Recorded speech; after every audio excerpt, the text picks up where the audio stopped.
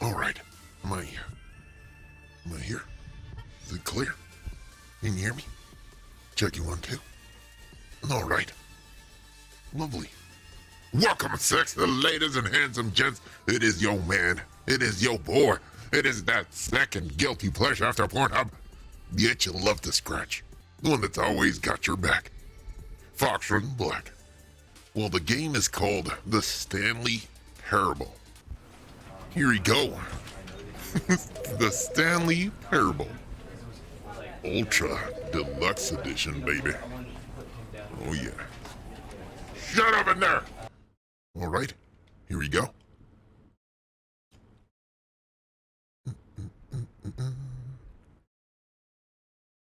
This is the story of a man named Stanley. Stanley worked for a company in a big building where he was employee number 427. Employee number 427's job was simple. He sat at his desk in room 427 and he pushed buttons on a keyboard. Orders came to him through a monitor on his desk, telling him what buttons to push, how long to push them, and in what order. This is what employee 427 did every day of every month of every year. And although others might have considered it soul-rending, Stanley relished every moment that the orders came in, as though he had been made exactly for this job. And Stanley was happy.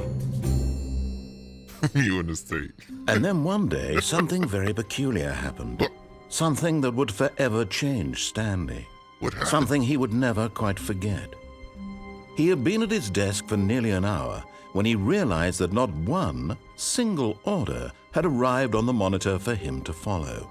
No one had showed up to give him instructions, call a meeting, or even say hi.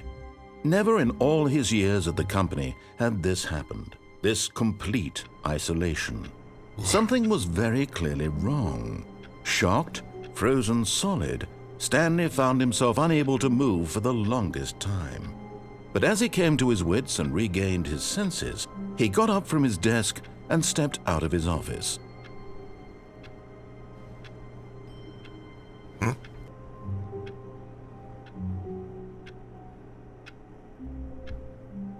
Oh, nice. This is kind of fucked up. All right, here we go. All of his co-workers were gone. What could it mean?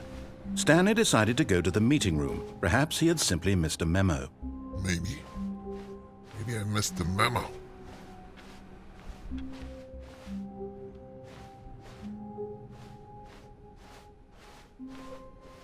When Stanley came to a set of 2 open doors, he entered the door on his left.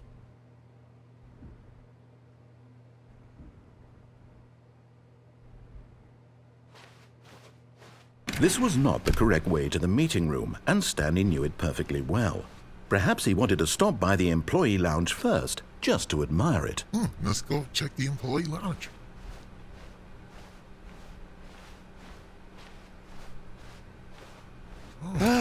Yes, truly a room worth admiring. It had really been worth the detour after all, just to spend a few moments here in this immaculate, beautifully constructed room. Stanley simply stood here, drinking it all in. Oh, nice. Oh, lovely painting. Yes, really, really worth it being here in the room. A room so utterly captivating that even though all your co-workers have mysteriously vanished, here you sit looking at these chairs and some paintings. Really worth it. Hey, but it's a nice room, though. It's comfy. At this point, Stanley's obsession with this room bordered on creepy and reflected poorly on his overall personality. It's possible that this is why everyone left. What the fuck? Judgmental, you son of a bitch. But at last, he'd had enough of the amazing room and took the first open door on his left to get back to business.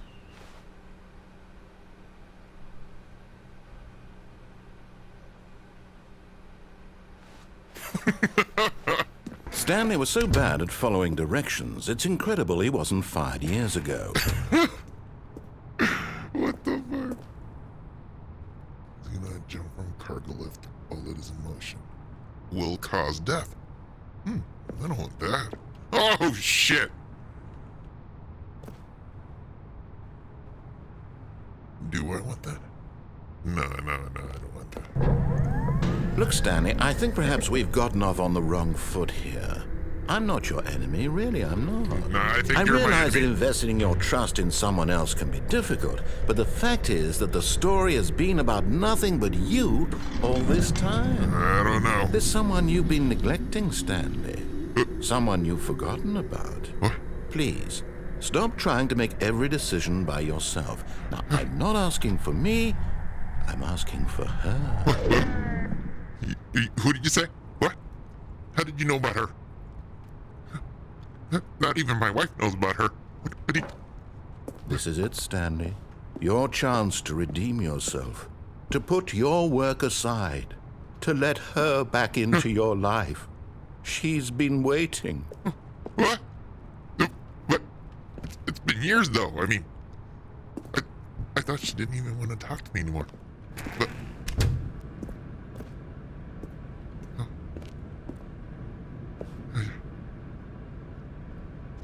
So is she in here? Narrator? Hello?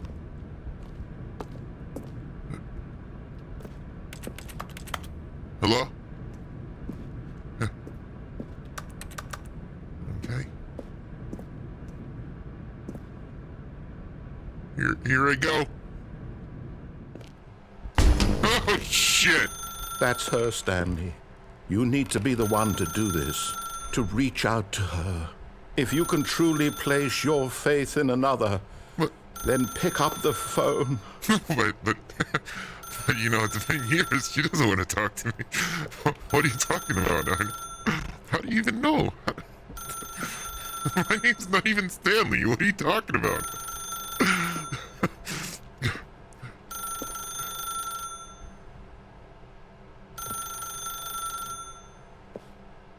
As Stanley picked up the phone, a white light engulfed him, filling him not just with radiance, but with hope.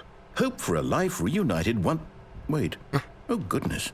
Stanley, did you just unplug the phone? Yeah. No, that wasn't supposed to be a choice. How did you do that? My name is not Stanley. You actually you keep chose incorrectly?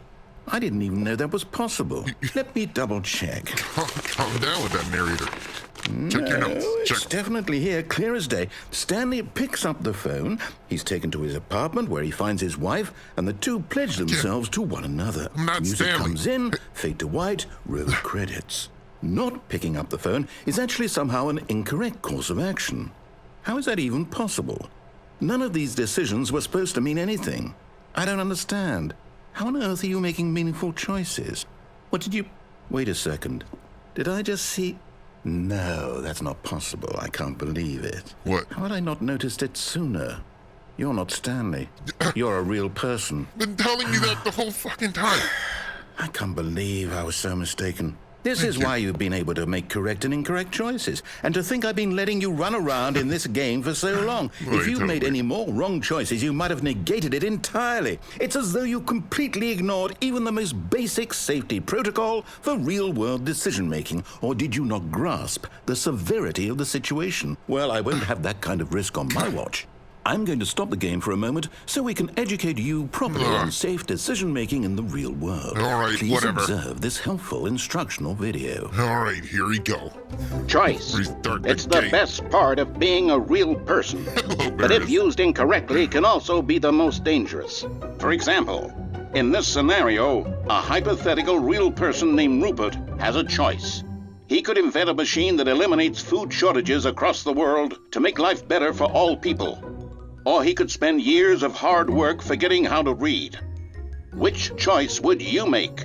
Remember that unlike here, the real world makes sense, and at no time should you make a choice that does not conform to rational logic. If you find yourself speaking with a person who does not make sense, in all likelihood, that person is not real. Allow the person to finish their thought, then provide an excuse why you cannot continue talking. Turn to a partner and practice saying, "My goodness, is it 4:30? I'm supposed to be having a back, sack, and crack." Yeah, you know. Excellent. Making choices on a regular basis is the best part to a healthy decision-making process. Most medical professionals recommend making at least 8 choices per day. Do you make more than 8? Less? And finally, if you begin to wonder if your choices are actually meaningful and whether you'll ever make a significant contribution to the world, just remember that in the vast infiniteness of space, your thoughts and problems are materially insignificant, and the feeling should subside. At this time, your instructor will guide you in an exercise to test and reinforce the material covered in this video. All right, cool. I'm down. Welcome back. What the You may have noticed that this room has begun to deteriorate as a result of narrative contradiction. But not to worry. Now that you're properly informed on good decision-making, we're going to revisit a choice you made just a few minutes ago and see what the correct thing to do would have been. This way, please. That way? What, now I'm gonna start listening to you? There's no jumping in this game.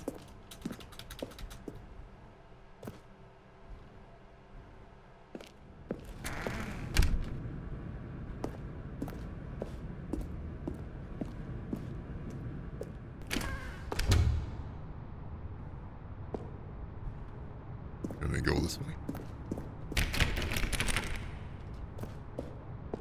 No. What's up, naked Noah? Now that we know your choices are meaningful, we can't have you jumping off the platform and dying. All right, calm Imagine down. the main character dying senselessly halfway through the story. That story would make no sense at all. You put little We just gates need to on- get you home as soon as possible before the narrative contradiction gets any worse. Okay. Unfortunately, it seems this place is not well equipped to deal with reality. I understand.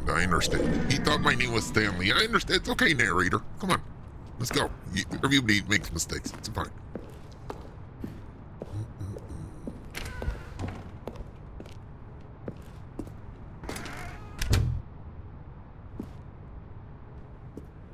Hold on.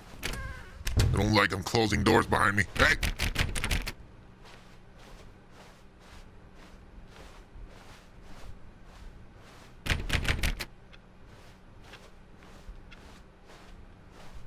Oh, lovely room again. Almost there. You'll take the door on the left, back to the correct ending, the story will have resolution once again, and you'll be home free in the real world. Thank you, narrator. Here I was having problems. This is a lovely room, though. I really like it. I wish I could have got a soda. Okay, come on. Let's go.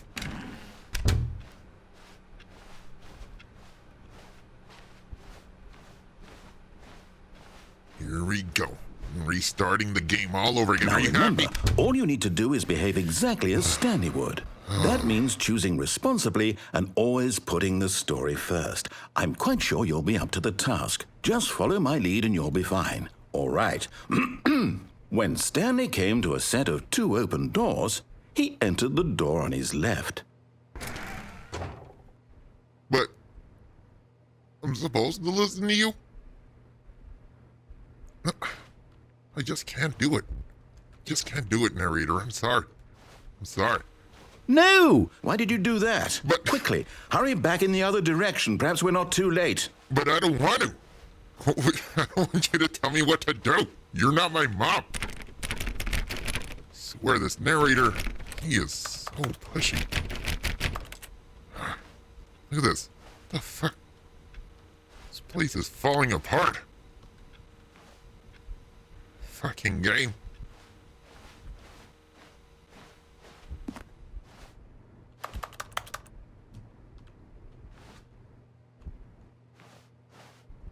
He is not gonna let me go. He wants me to go through that room no matter what. Alright, I'll do it. I'm not happy about it though.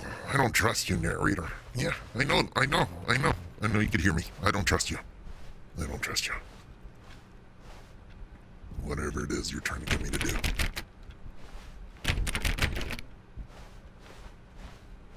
What's in here? Do not alter without consulting whiteboard manager. Oh, it's It's ruined. I can't believe, after everything we talked about, that my story, you've destroyed my work. All right, Why? sorry. For what? What did you get out of that? What did you think was so special about seeing the game undone, left here like so much garbage? It's worthless now. And what am I supposed to do? Even if there were a way to continue, would it be worth it? To know that my story is now incorrect? How can I go back to that? I can't erase that knowledge. I'll have to live with it forever, reliving its impossibility forever. I couldn't live that way. Is it better to shut the game down entirely? To willingly destroy all of my work? I don't know. Do it. What's the do answer? It. What do I do? What do I do? What do I... No, I have to. I have to shut the game down. I have to. So it's gotta happen. I have to. What the fuck?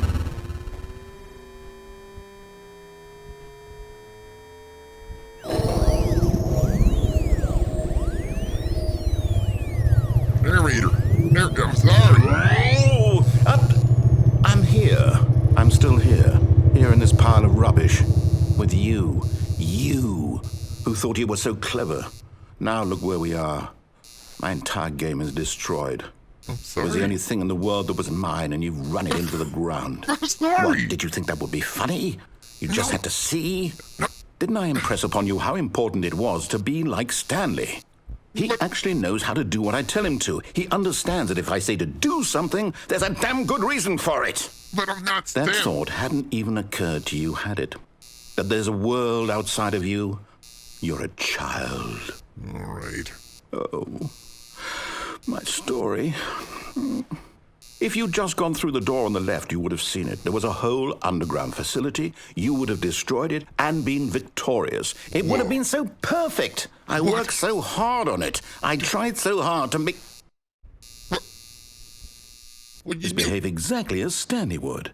That means choosing responsibly and always putting the story first. I'm quite sure you'll be up to the task. Just follow my lead and you'll be fine. But All right. I just can't. I just When can't. Stanley came to a set of 2 open doors, he entered the door on his left. I just can't. I don't know what's wrong with me.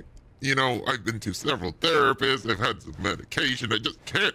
I just can't go through that door. All right?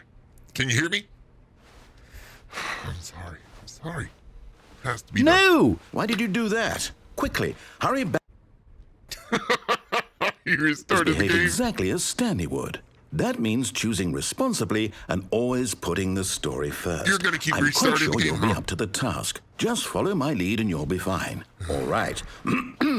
When Stanley came to a set of 2 open doors, he entered the door on his left. I'm sorry. No! Why did you do that? He's gonna keep Quickly, restarting it. hurry back. He's gonna keep restarting it. Behave exactly as Stanley would. That means choosing responsibly and always putting the story first. I'm quite sure you'll be up to the task. Just follow my lead and you'll be fine. All right. When Stanley came to a cry set in of the 2 bushes. open doors, he entered the door on his left.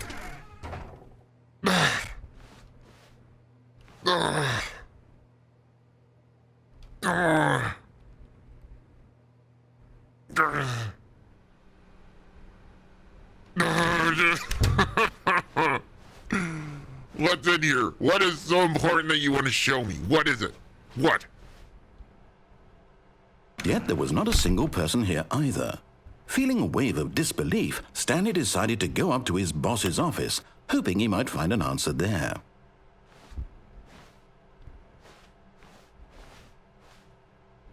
How to solve a dispute with a court. Using slides to assure employees that everything is okay. Make sure your slides have a slick blue graphic in the header. Throw some bubbles. What? Everyone's unique. That guy's gray.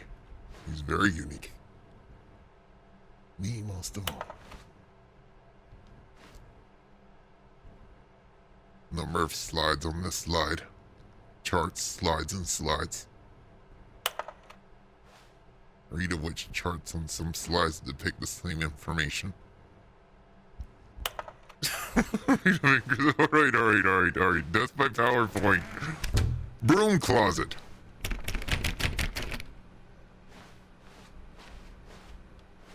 I don't want to follow your story. Coming to a staircase, Stanley walked upstairs to his boss's office. He's making me do this. I don't wanna.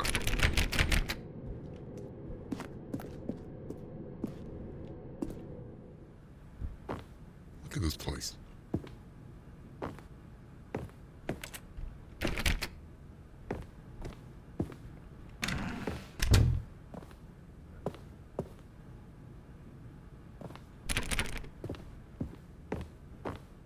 Stepping inside his manager's office, Stanley was once again stunned to discover not an indication of any human life. Shocked, unraveled, Stanley wondered in disbelief who orchestrated this, until he saw the door with a voice receiver next to it. Who Surely orchestrated behind this? this door lay all the answers to his questions. And beyond all probability, he knew the passcode. He had seen it on his boss's computer just last week. Night Shark 115. Was this the code to open the door? Would it still work? There was only one way to find out. Stanley had been trained never to speak up, but now he would draw from within himself the courage to face the unknown. He drew a sharp breath and then spoke the code.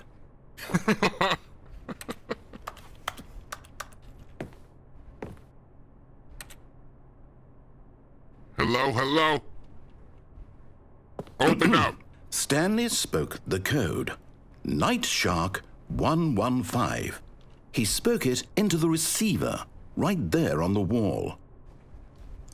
Eat my butt. I'm sorry, is there a problem? You didn't mishear me, did you? Please speak the code into the receiver. Otherwise, we can't get on with the story. This is a crucial step. What was it again? Okay, fine, you're not going to do it, but you know what? It's pretty humiliating to bring you this far, only for you to suddenly decide you have better things to do. I asked you for this one single thing, for your respect. The kind of respect Stanley shows for his choices. He knows what it means to take a story seriously. If you didn't want to see what I had to show you, then why did you come here? You had a choice, you know. You could have gone through the door on the right. You could have done whatever the hell you wanted over there. Why did you come this way? Speak. Say something to me. Explain yourself, you coward. You... Did you just restart it? When Stanley came to a set of two open doors, he entered the door on his left. Stanley? Hello? Are you... Is everything okay? Stanley, please. I need you to make a choice. I need you to walk through the door. Are you listening to me? Can you hear me? They ended the Is game. everything all right? I'm gonna have to restart it. They're important. making me restart it. The story needs you. It needs you to make a decision. All right. It cannot exist I'll without you. restart You the understand stupid me? game. Whatever choice you make is just fine. They're both correct. You cannot be wrong here. We can work together. I'll accept whatever you do. I simply need you to take that step forward, please. Choose. Do something. I'll go again. I'll This is more finish your important than you can ever stupid know. thing. I need this. The story needs it. So, you hear me? Are you there? Are you listening to this? Stanley, are you there? Okay. It's okay, I can wait. You need time to decide. Time to make sure your choice is correct. That is the best choice. That's all right. I'll wait for you to decide what's the right thing to do. Take as much time as you need.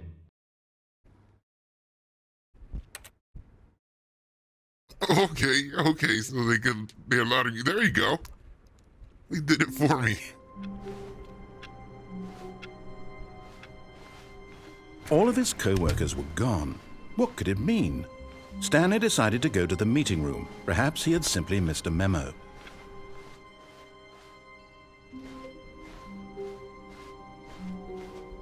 When Stanley came to a set of two open doors, he entered the door on his left.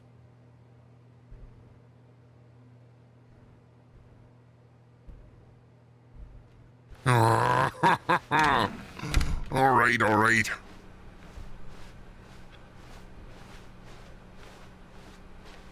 Yet there was not a single person here either. Feeling a wave of disbelief, Stanley decided to go up to his boss's office, hoping he might find an answer there.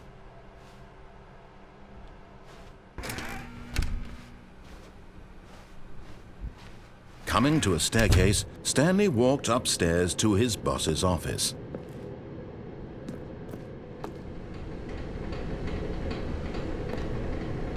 Come on, man. What?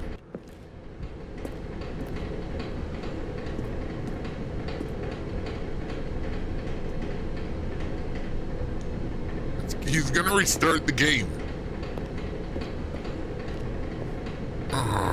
But Stanley just couldn't do it. He considered the possibility of facing his boss. Admitting he had left his post during work hours, he might be fired for that. And in such a competitive economy, why had he taken that risk? All because he believed everyone had vanished? His boss would think he was crazy. And then something occurred to Stanley. Maybe, he thought to himself, maybe I am crazy. All of my co-workers blinking mysteriously out of existence in a single moment for no reason at all? None of it made any logical sense. Yeah. And as Stanley pondered this, he began to make other strange observations.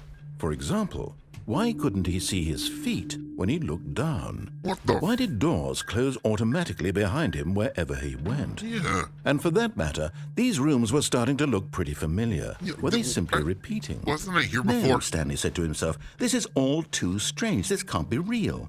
And at last, he came to the conclusion that had been on the tip of his tongue. He just hadn't found the words for it. I'm dreaming, he yelled. This is all a dream. Oh, what a relief Dreaming? Stanley felt to have finally found an answer, an explanation. His co-workers weren't actually gone. He wasn't going to lose his job. He wasn't crazy after all. And he thought to himself, I suppose I'll wake up soon. I'll have to go back to my boring real-life job pushing buttons. I may as well enjoy this while I'm still lucid. So, he imagined himself flying and began to gently float above the ground. What the fuck? Then he imagined himself soaring through space on a magical starfield, and it too appeared. It was so much fun, and Stanley marveled that he had still not woken up. How was he remaining so lucid? And then perhaps the strangest question of them all entered Stanley's head. One he was amazed he hadn't asked himself sooner. Why is there a voice in my head dictating everything that I'm doing and thinking? Now the voice was describing itself being considered by Stanley, who found it particularly strange. Yeah. I'm dreaming about a voice describing me, thinking about how it's describing my thoughts, he thought. And while he thought it all very odd and wondered if this voice spoke to all people in their dreams, the truth was that, of course, this was not a dream. How could it be? Was Stanley simply deceiving himself, believing that if he's asleep, he doesn't have to take responsibility for himself? Stanley is as awake right now as he's ever been in his life. Now, hearing the voice speak these words was quite a shock to Stanley. After all, he knew for certain, beyond a doubt, that this was in fact a dream. Did the voice not see him float and make the magical stars just a moment ago? How else would the voice explain all that? Yeah. This voice was a part of himself too. Surely, surely, if he could just... He would prove it. He would prove that he was in control, that this was a dream. Yeah. So he closed his eyes gently, Close and he my invited eyes. himself to wake up. He felt the cool weight of the blanket on his Wake up. skin, Come on. the press of the mattress on his back, Oh, yeah. the fresh air of a world outside this one. Let me wake up, he thought to himself. Wake up. I'm through with this dream. I wish it to be over. Yeah. Let me go back to my job. Here it is. Let me continue pushing the buttons. Please, it's all I want. I want my apartment, and my wife, and my job. All I want is my life exactly the way it's always been. My life is normal. I am normal. Yeah. Everything will be fine. I am okay. All right. Am I back? I'm playing Stanley's Parable. Stanley began screaming. Please, someone, wake me up. My name is Stanley. Wake I have me a up. boss. I have an office. I am real. Please, just I'm real. someone tell me I am real. I Wake must be me. real. I must I be. must Can anyone be. hear my voice? Who am I? Who am I? And everything went black. Oh. That was nice and loud. This is the story of a woman named Mariella. Mariella woke up on a day like any other. She arose, got dressed, gathered her belongings, and walked to her place of work. But on this particular day, her walk was interrupted by the body of a man who had stumbled through town talking and screaming to himself, and then collapsed dead on the sidewalk. And although she would soon turn to go call for an ambulance, for just a few brief moments she considered the strange man. He was obviously crazy, this much she knew. Everyone knows what crazy people look like. And in that moment, she thought to herself how lucky she was to be normal. I am sane. I am in control of my mind. I know what is real and what isn't. It was comforting to think this, and in a certain way, seeing this man made her feel better. There you go. But then she remembered the meeting she had scheduled for that day. The very important people whose impressions of her would affect her career, and by extension, the rest of her life. She had no time for this, so it was only a moment that she stood there, staring down at the body. And then she turned and ran. There you go. Look, let's see. You restarted the game, right? You restarted it, narrator. You son of a bitch. Hello, Beefy 420. I'm being trolled by my narrator here. Do you hear? Do you hear me? I know he hears. He fucking hears me. All of his co-workers were gone. What could it mean? What could Stanley it be? decided to go to the meeting room. Perhaps he had simply missed a memo. Yeah, Stanley's Parable. That's the name of the game. He knows. He knows. He can hear me. Son of a bitch.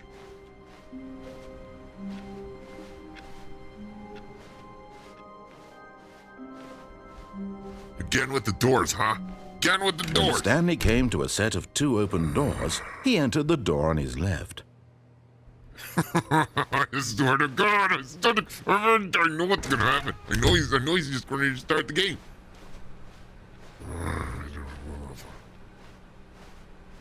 All right. Yet there was not a single person here either. Feeling a wave of disbelief, Stanley decided to go up to his boss's office, hoping he might find an answer there. Of course. I'm going up the stairs now with the option to go Coming to a downstairs. staircase, Stanley walked upstairs to his boss's office. I know what he's gonna do. He's just gonna restart it. Here we go. Come on, come on. What do you want from me?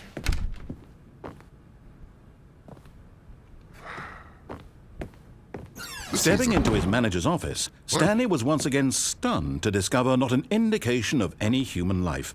Shocked, unraveled, Stanley wondered in disbelief who orchestrated this. This What isn't- dark secret was being held from him? What he could not have known was that the keypad behind the boss's desk guarded the terrible truth that his boss had been keeping from him. And so the boss had assigned it an extra secret PIN number, 2845. But of course, Stanley couldn't possibly have known this. I fucking hate you, narrator. I know what you're trying to.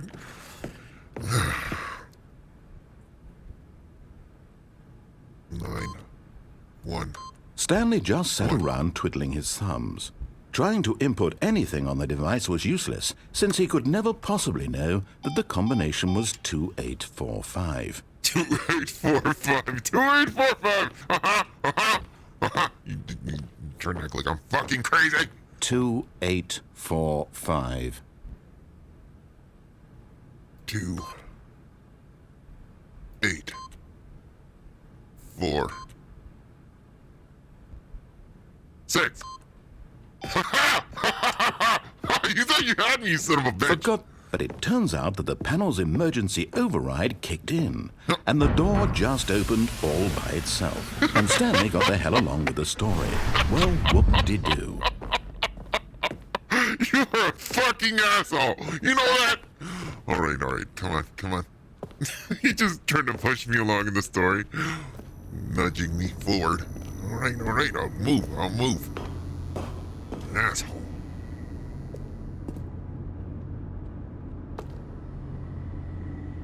I can't see. Am I gonna fall down this thing? No, what's over here? Nothing. All right. This is where I gotta go.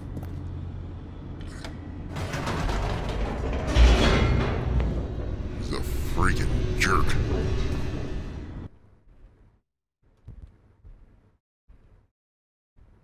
Descending deeper into the building, Stanley realized he felt a bit peculiar. It was a stirring of emotion in his chest, as though he felt more free to think for himself, to question the nature of his job. Why did he feel this now, when for years it had never occurred to him? Right. This question would not go unanswered for long. All right.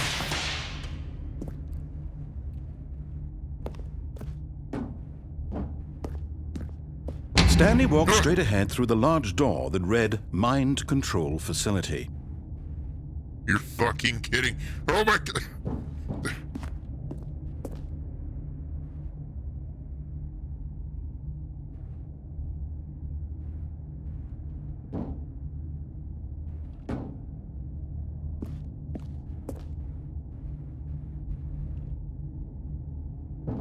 Wait, if light is on, call extension 914 immediately. Ooh, if only I could get a hold of a phone. There's no phone around here. All right. I'm not going into the mind control facility. Although this passageway had the word escape written on it, the truth was that at the end of this hall, Stanley would meet his violent death.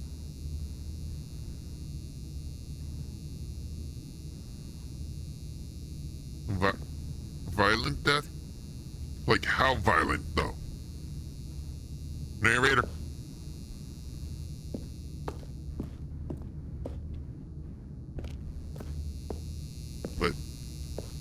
But how The door behind him was not shut. Stanley still had every opportunity to turn around and get back on track. I'm gone. At this point, Stanley was making a conscious, concerted effort to walk forward and willingly confront his death. Like death?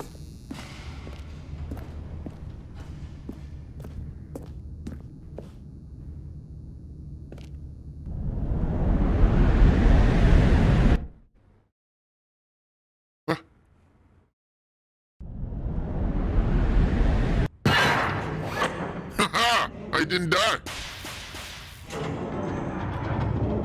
As the machine whirred into motion and Stanley was inched closer and closer to his demise, he reflected that his life had been of no consequence whatsoever. Hold on. Stanley can't see the bigger picture. No. He doesn't know the real story, trapped forever in his narrow vision of what this world is.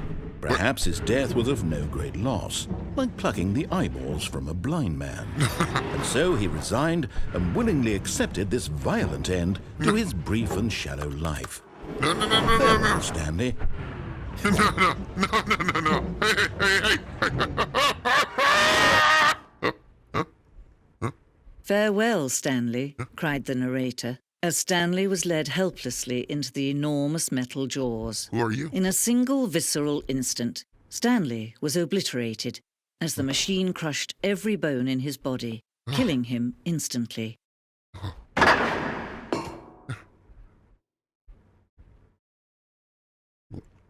Who are you?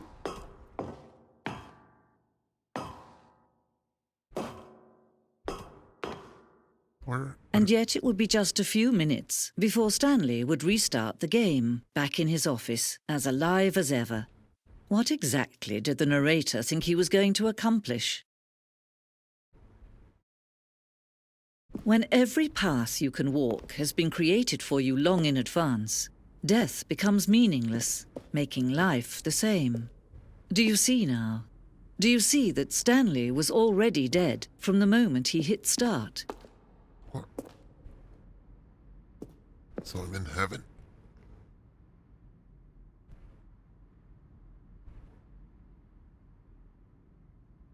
In good time. So, check office layout and the blueprint shows, blah, blah, blah, blah, blah, blah. What is this? Stanley's computer. Does nothing.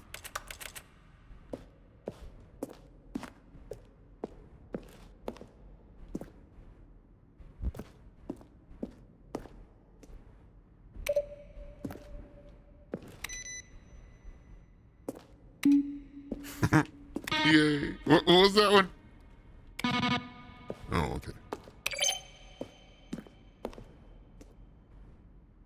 The credits. Okay.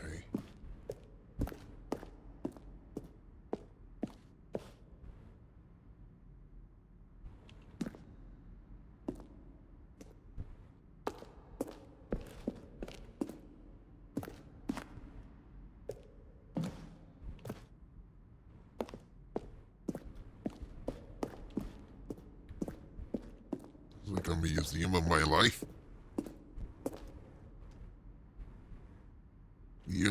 The early version of the lounge. Wait, what? What's gonna happen?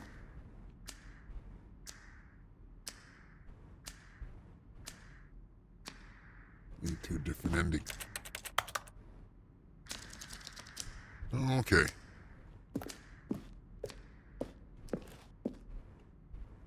This is just a big museum. Get on.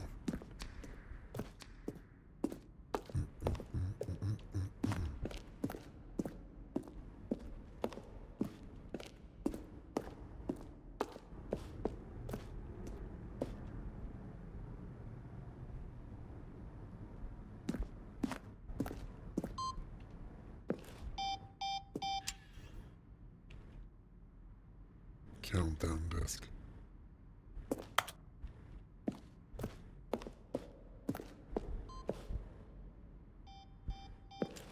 Alright, let's get out of here.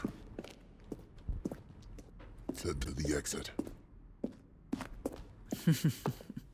Oh, look at these two. How they wish to destroy one another. How they wish to control one another. How they both wish to be free. What are you talking about? What do Can do? you see? Can you see how much they need one another? No, perhaps not. Sometimes these things cannot be seen. But listen to me. You can still save those two. You can stop the program before they both fail. Wait, Push escape and press quit. There's no other way to beat this game. As long as you move forward, you'll be walking someone else's path. Stop now and it'll be your only true choice. Whatever you do, choose it. Don't let time choose for you.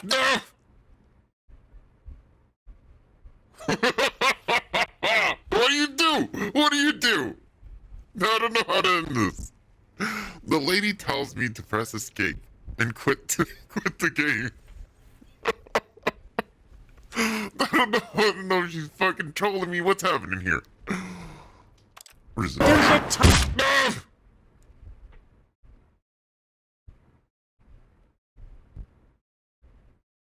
What happened?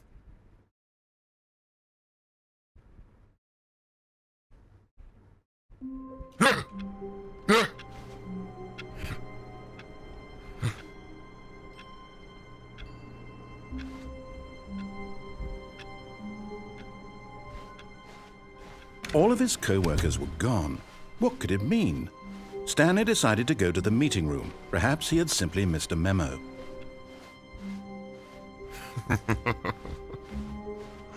When Stanley came to a set of 2 open doors, he entered the door on his left. Just run right through it. Yet there was not a single person here either. Feeling a wave of disbelief, Stanley decided to go up to his boss. Coming to a staircase, Stanley walked upstairs to his boss's office.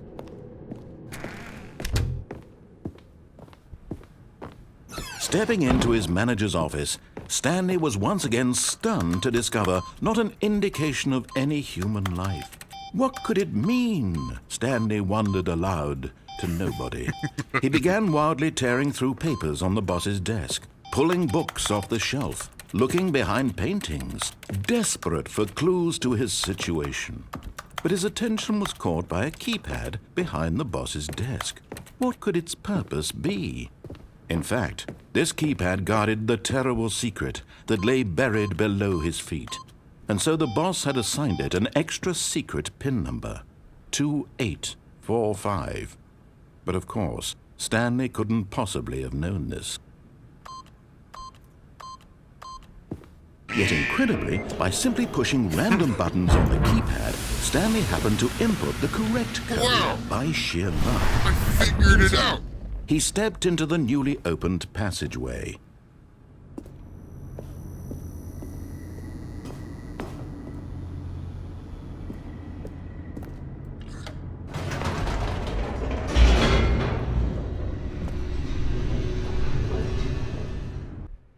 Here we go. Gonna end this. Gonna end this. Stanley walked straight ahead through the large door that read Mind Control Facility.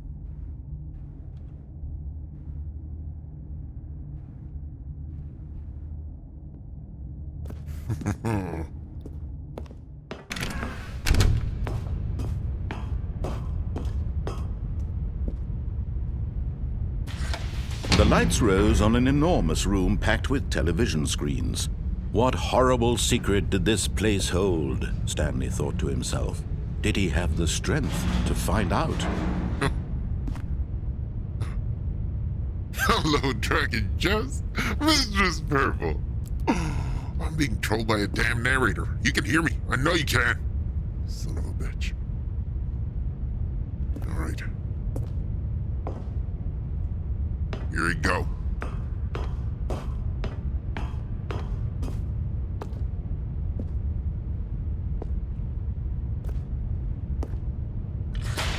Now the monitors jumped to life, their true nature revealed. Each bore the number of an employee in the building, Stanley's co-workers. The lives of so many individuals reduced to images on a screen, and Stanley, one of them, eternally monitored in this place where freedom meant nothing. Jump down.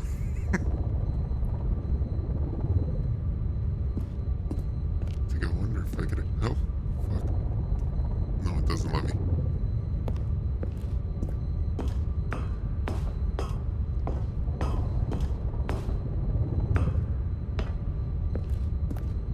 I fought him the whole way through.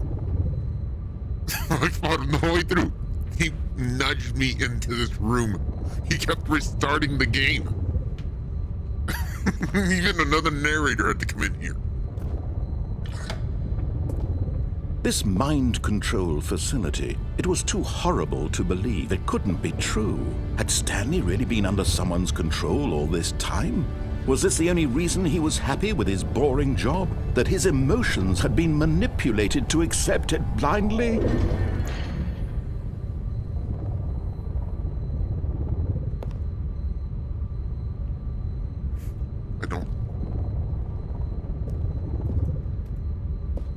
But I don't. There's no other option.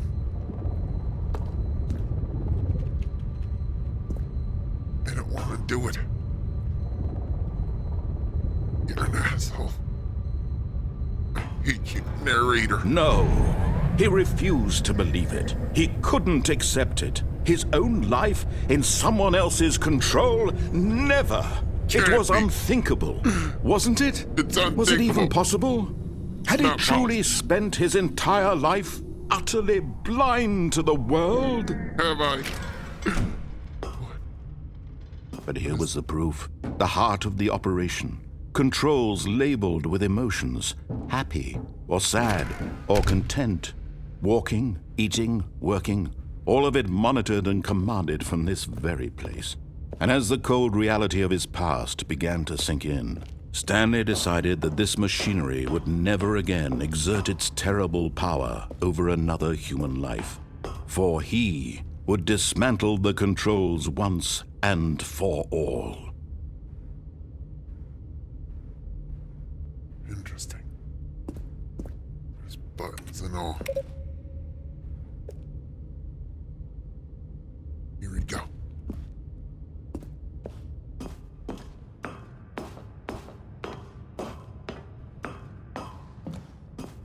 The last narrator told me And when to at last he quit found the game. source of the room's power, he knew it was his duty, his obligation, to put an end to this horrible place and to everything it stood for.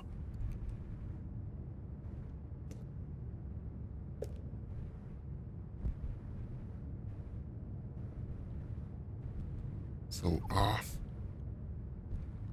and everything will be fine. The world will be just fine. Turn off the mind control and we're good, right? On would be a terrible choice. Oh, Stanley, you didn't just activate the controls, did you? After they kept you enslaved all these years, you go and you try to take control of the machine for yourself. Is that what you wanted? Yes. Control? Yes, I did. Oh, Stanley, I applaud your effort, I really do.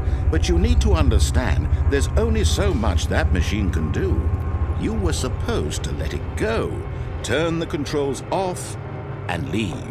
If you want to throw my story off track, you're going to have to do much better than that. Don't do it. I'm afraid you don't have nearly the power you think you do. For example, and I believe you'll find this pertinent, Stanley suddenly realized he had just initiated the network's emergency detonation system. Wait. In the event that this machine is activated without proper DNA identification, nuclear detonators are said to explode, eliminating the entire complex. But- How long until detonation then?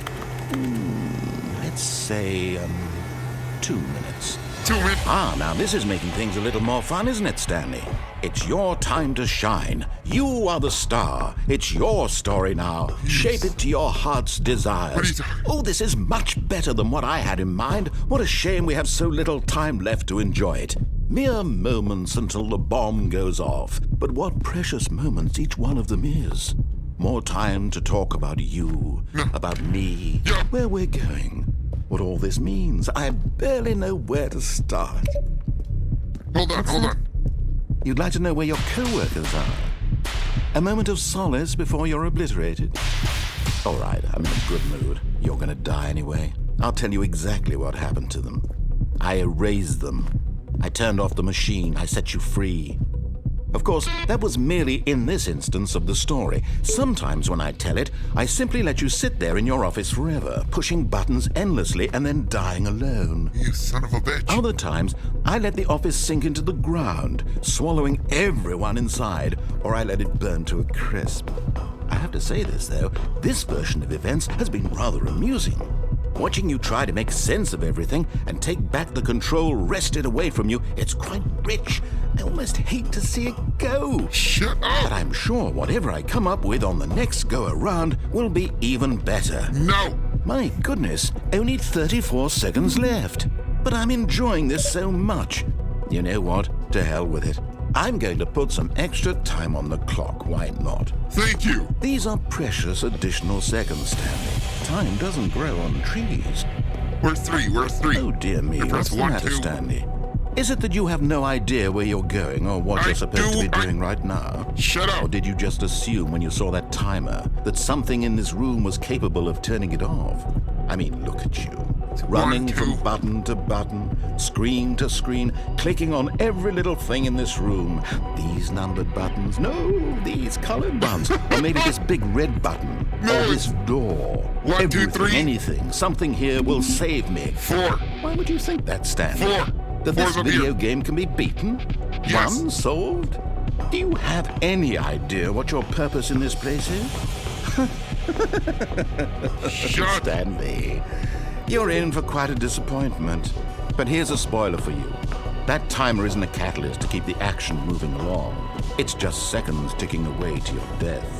You're only still playing instead of watching a cutscene because I want to watch you for every moment that you're powerless. To see you made humble. This is not a challenge. It's a tragedy. You wanted to control this world, that's fine. But I'm going to destroy it first, so you can't. Take a look at the clock, Stanley. That's 30 seconds you have left to struggle. 30 seconds until a big boom and then nothing. No ending here. Just you being blown to pieces. Press the button. Will you cling desperately to your frail life? Or will you let it go peacefully? Another choice. Make it count. Wait. It's all the same to me. All a part of the joke. 427. And believe me, I will 427. be laughing at every second of your inevitable life from the moment we fade in until the moment I say, happily ever after. No! Don't do it.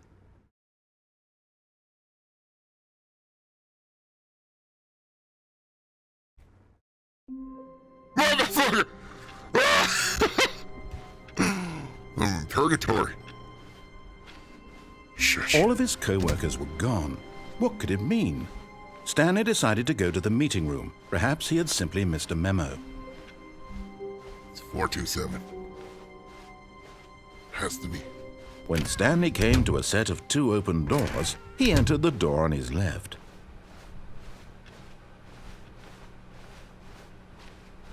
Yet there was not a single person here either. Shut up! Feeling a wave of Quiet. disbelief, Stanley decided to go up to his boss's. Coming to a staircase, Stanley walked upstairs to his boss's office.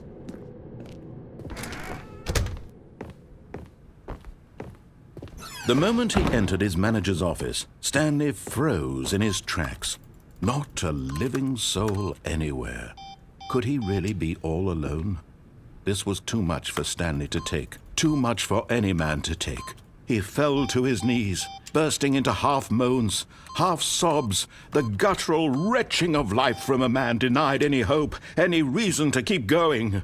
Here on the floor, he lay prone, paralyzed by fear for nearly a full hour. But when at last he began to move about and survey the situation, he found a keypad behind the boss's desk. None of that's What true. could it mean? Was it a sign of hope for Stanley's future? Alas, it was not. For although this keypad guarded the terrible secret of Stanley's past, it had been assigned a 4-digit code so devious and so random that no man could ever hope to guess it. 2845. Statistically, nearly impossible to guess blindly, ever. I think it's 2845. I think. Yet incredibly, by simply pushing random buttons on the keypad, yeah. Stanley happened to input the correct code by sheer luck. Amazing. He stepped into the newly opened passageway.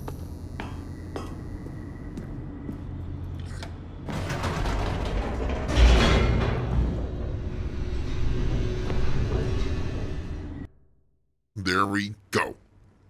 Back on track.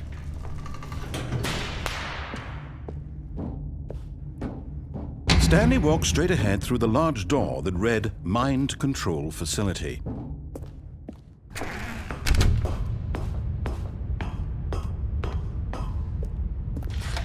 The lights rose on an enormous room packed with television screens. What horrible secret did this place hold? Stanley thought to himself. I did not Did he think have that. the strength to find out? Whatever. I know what it is. I know you could hear me, narrator. I just know it. Now the monitors jumped to life, their true nature revealed. Each bore the number of an employee in the building, Stanley's co-workers. The lives of so many individuals reduced to images on a screen, and Stanley, one of them, eternally monitored in this place where freedom meant nothing. This mind control facility, it was too horrible to believe. It couldn't be true. We were talking about Had that. Stanley really been under someone's control all this time? Was this the only reason he was happy with his boring job? That his emotions had been manipulated to accept it blindly? No. He refused to believe it. He couldn't accept it. His own life in someone else's control? My own life? Never. It was Never. unthinkable, wasn't it? Was it Yes. even possible? Had he truly spent his entire life utterly blind to the world? But here was the proof. The heart of the operation. Controls labeled with emotions. Happy, or sad, or content. Walking, eating, working. All of it monitored and commanded from this very place. And as the cold reality of his past began to sink in, Stanley decided that this machinery would never again exert its terrible power over another human life. For he would dismantle the controls once and for all. So we're here again. Was it 427? I mean, or should I just turn it off? I mean, I could save the world.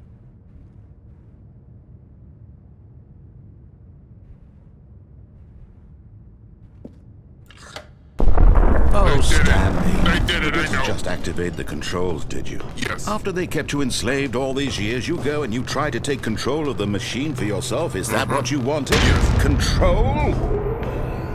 Oh, Stanley, I applaud your effort, I really do. But you need to understand, there's only so much that machine can do. You were supposed to let it go, turn the controls off, and leave. If you want to throw my story off track, you're going to have to do much better than that. I'm afraid you don't have nearly the power you think you do. For example, and I believe you'll find this pertinent, Stanley suddenly realized he had just initiated the network's emergency detonation system. In the event that this machine is activated without proper DNA identification, nuclear detonators are said to explode, eliminating the entire complex. How long until detonation then? Let's say, 2 minutes. Now this is making things a little more fun, isn't it, Stanley? It's your time to shine. bitch. You are the star. Hey, It's fool. your story now. Shape it to your heart's desires. Oh, this is much better than what I had in mind. What a shame we have so little time left to enjoy it. Mere moments until the bomb goes off. But what precious moments each one of them is. More time to talk about you, about me, where we're going, what all this means. I barely know where to start. What's that? You'd like to know where your co-workers are? A moment of solace before you're obliterated? All right, I'm in a good mood. You're gonna die anyway. I'll tell you exactly what happened to them. I erased them. I turned off the machine. I set you free. Of course, that was merely in this instance of the story. Sometimes when I tell it, I simply let you sit there in your office forever, pushing buttons endlessly and then dying alone. Other times, I let the office sink into the ground, swallowing everyone inside, or I let it burn to a crisp. I have to say this, though, this version of events has been rather amusing. Watching you try to make sense of everything and take back the control wrested away from you, it's quite rich. I almost hate to see it go. But I'm sure whatever I come up with on the next go-around will be even better. My goodness, only 34 seconds left. But I'm enjoying this so much. You know what? To hell with it. I'm going to put some extra time on the clock, why not? These are precious additional seconds, Stanley. Time doesn't grow on trees. Oh dear me, what's the matter, Stanley? Is it that you have no idea where you're going or what you're supposed to be doing right now? Or did you just assume when you saw that timer that something in this room was capable of turning it off? I mean, look at you.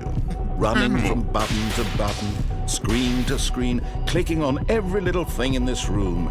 These numbered buttons, no, these colored ones. Or maybe this big red button, or this door. Everything, anything, something here will save me. Why would you think that, Stanley? That this video game can be beaten? Won? Solved? Do you have any idea what your purpose in this place is? But you really believe there's an answer? How many times will you replay this bit, looking desperately for a solution? 10? 100? 1,000? I look forward to finding out and to watching the bomb go off each time you fail. just you and me and the retching explosion of fire and metal over and over and over for all of eternity.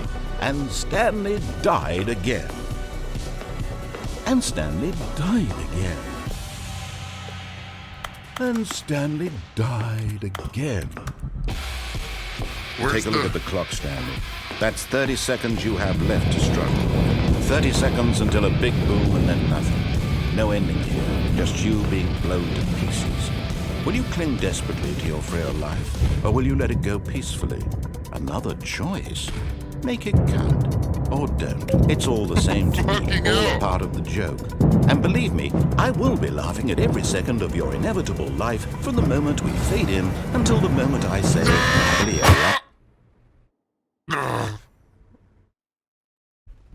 I'm gonna have to turn it off, ain't I? He's gonna force me to turn it off. There is no way out of this. Wait, Stanley thought to himself. Am I sure that the orders stopped coming in? How is that possible? They never stopped. Surely I was mistaken. You never said that before. No, the orders were still missing. For now.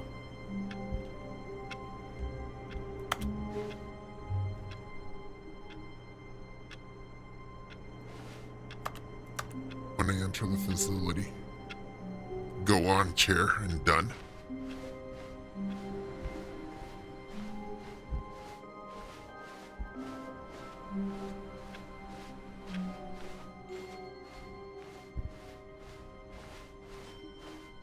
When Stanley came to a set of 2 open doors, he entered the door on his left.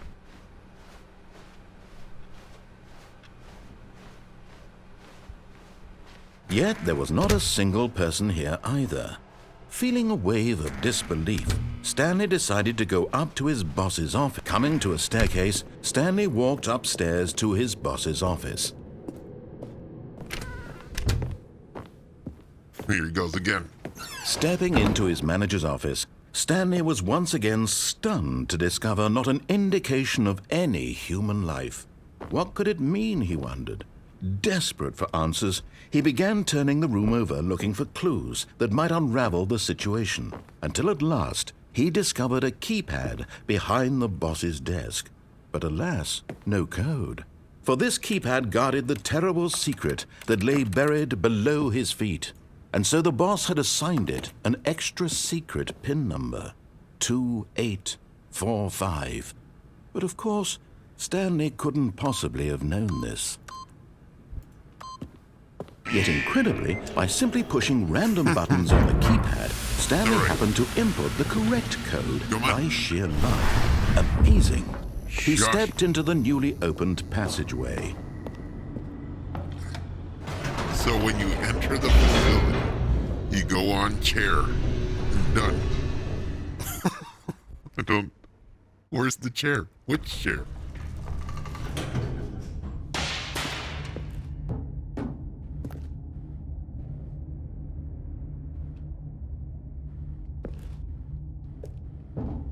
Stanley walked straight ahead through the large door that read Mind Control Facility.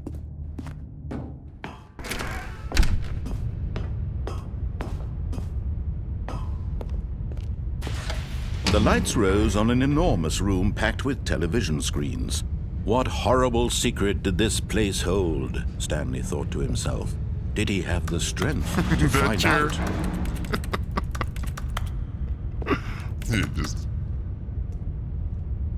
Yo!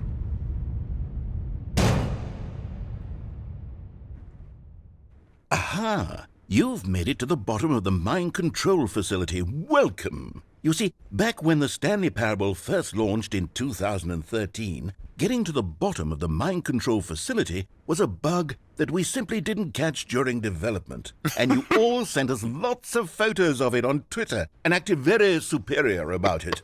And you're all very, very clever. Good for you. Anyway, when it came time to update the game, we knew that we had to do something about this little goof of ours. So here you go.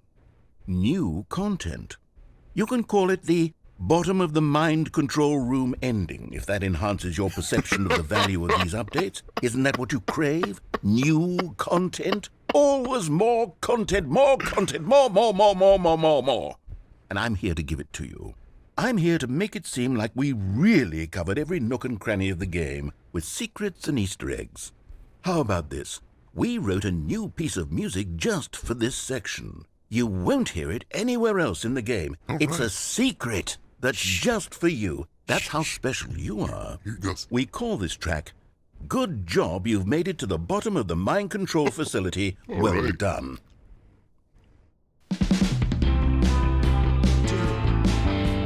Good job, you did it. Good job.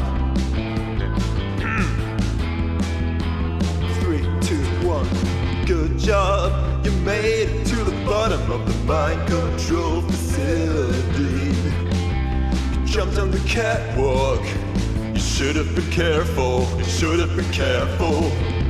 It used to be a bug, but now it's an ending. Now it's an ending. I believe in you. I believe in your ability to cross this barrier and chase your dreams. Railings don't mean anything. Good job, you did it. Good job, you did it. Good job, you did it. Good job, you did it. Good job, you did it. Good job, you did it. Good job, you did it. Good job, you did it. Good job, you did it. Good job, you did it. I think I did a good job. Did a good job. Good job, I did it. We're here. We're here in my office again. With my computer and my picture and my papers and my new pencils and my coffee that says hate Mondays. Okay, here we go. Already this was uncomfortable, and Stanley decided that as soon as he found a new space he felt safe in, that he would never leave it again in his life. The end is never the end. The end is never the end. This is where you fat work right here. Hold on.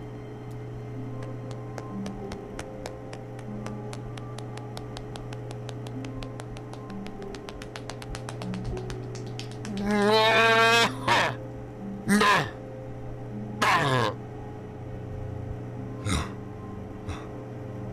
I always hated 434. Gross ass desk. Why isn't this computer on, by the way?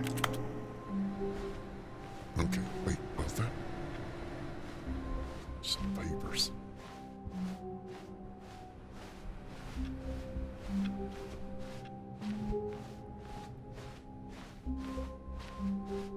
When Stanley came to a set of 2 open Gosh, doors, I already he entered hear the you. door on his left. Quiet. We already went through this. Yet there was not a single person here either.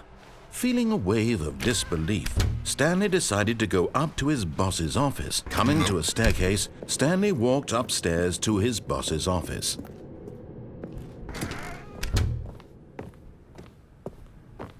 Stepping into his manager's office, Stanley was once again stunned to discover not an indication of any human life. What could it mean, he wondered. I did. Desperate I've for already done answers, it. he began turning the room over looking for clues that might unravel the situation, until at last he discovered a keypad behind the boss's desk. But alas, no code. For this keypad guarded the terrible secret that lay buried below his feet. And so the boss had assigned it an extra secret PIN number, 2845. But of course, Stanley couldn't possibly have known this.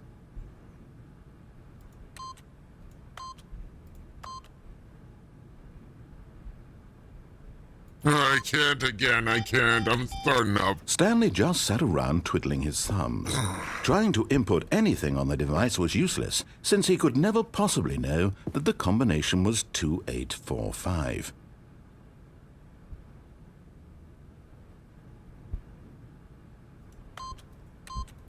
"2845.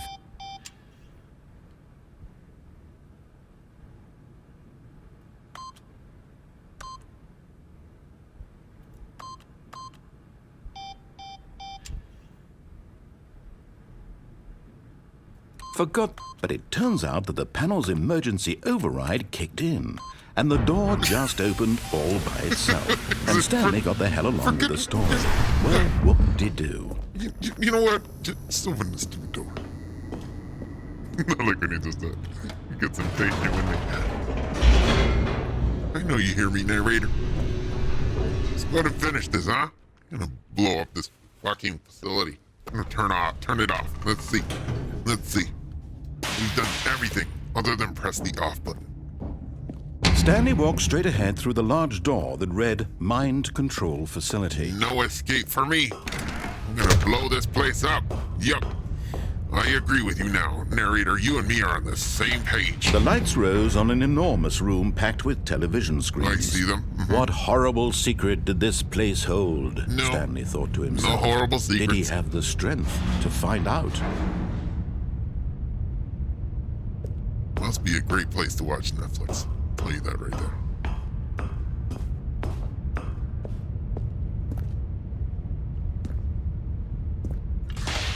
Now the monitors jumped to life, their true nature revealed. Each bore the number of an employee in the building, Stanley's co-workers. The lives of so many individuals reduced to images on a screen, and Stanley, one of them, eternally monitored in this place where freedom meant nothing. 427, that's it right there.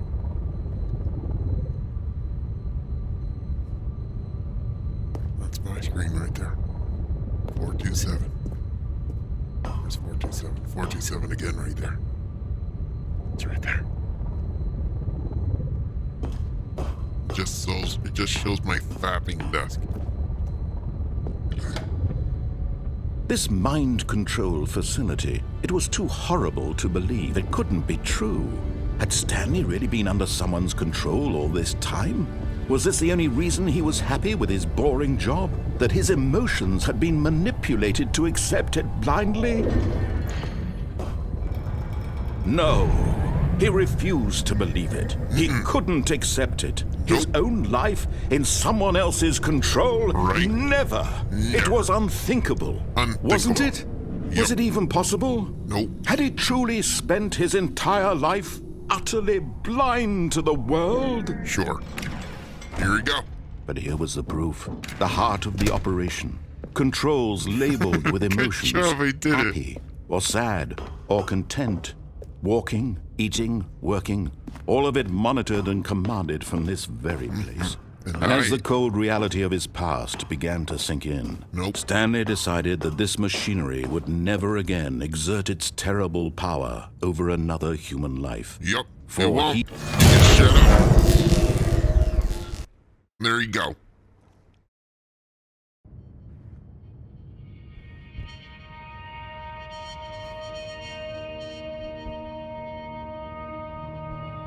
Blackness and a rising chill of uncertainty. Was it over? Yes! He had won! He had defeated the machine, unshackled himself from someone else's command. All right. Freedom was mere moments away.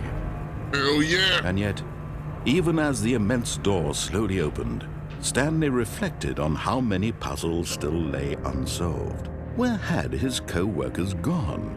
How had he been freed from the machine's grasp? What other mysteries did this strange building hold? But as sunlight streamed into the chamber, he realized none of this mattered to him, for it was not knowledge or even power that he had been seeking, but happiness.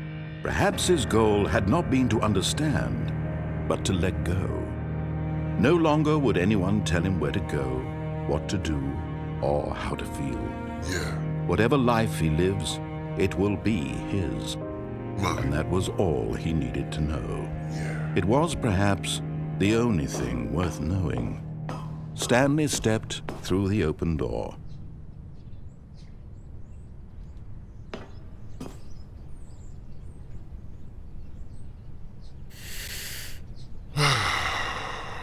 We reach freedom, huh? It's like just like that. Wow. From this world to that. I'm coming for you, New World. Yeah! What? Stanley felt the cool breeze upon his skin, the feeling of liberation, the immense possibility of the new path before him. Yeah. This was exactly the way, right now, that things were meant to happen. There you go. And Stanley was happy.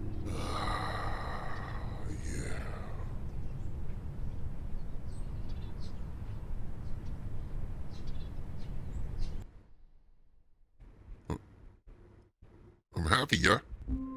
Ah! No! No! I'm back! So I'm happy now, yeah? I'm happy?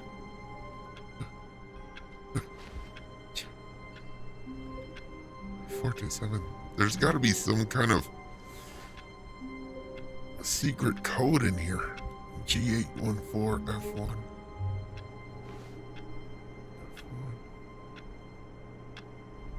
There's gotta be something from the beginning. Something I'm not seeing.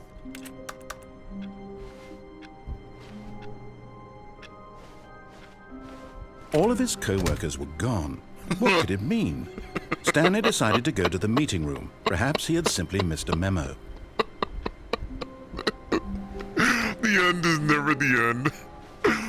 The end is never the end. No matter how hard Stanley looked, he couldn't find a trace of his co-workers.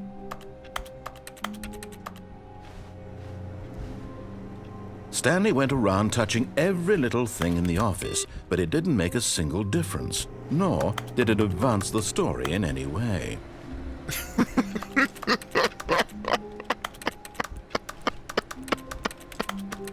Don't get impatient with me. God damn it. There's gotta be a clue in here. Oh, please. Are you really just doing this for the achievement? Click a door 5 times. Is that all that you think an achievement is worth? No. I can't just give these merits away for such little effort. A measly 5 clicks. Now suppose you were to click the door 20 times. I would say that's the kind of effort that warrants recognition. 1, 2, 3, 4, 5, 6, 7, 8, 9, 10, 11, 12, 13, 14, 15, 16, 17, 18. I have to say, I'm still not feeling the satisfaction of witnessing true effort for a noble cause. Perhaps 50 clicks will do it. Yes, almost certainly 50 clicks. 50. 1, 2, 3, 4, 5, 6, 7, 8, 9, 10, 11, 12, 13, 14, 15, 16, 17, 18, 19, 20, 21, 22, 23, 24, 25, 26, 27, 28, 29, 30, 31, 32. I'm still not feeling it. I want this achievement to have meant something. It has to be a true reward for valiant effort. I want to see some hustle, Stanley. I want to see commitment, a willingness to go all the way, no matter what the cost. Why don't you go put 20 clicks into door number 417? 417, you say? But 417.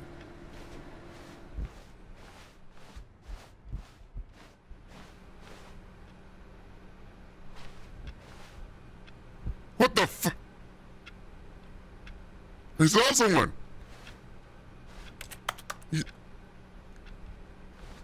There's somebody walking in there.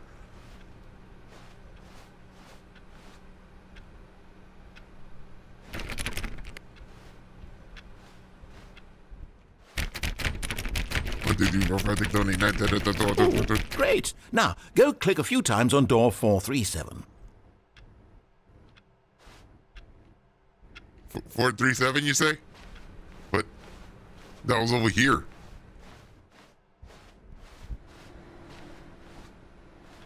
F 437. Here we go. 1, 2, 3, 4, 5, 6, 7. Excellent.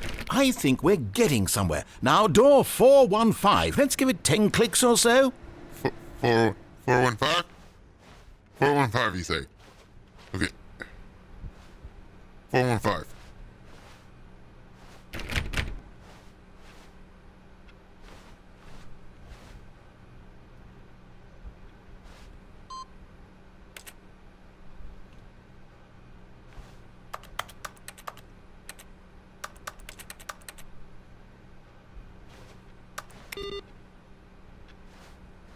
Yo.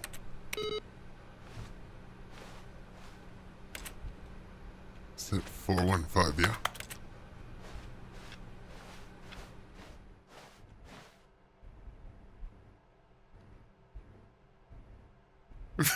Isn't their name new content?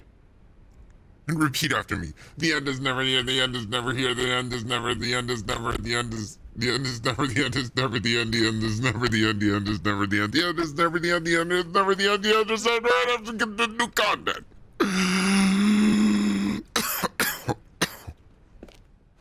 All right. I hate Mondays.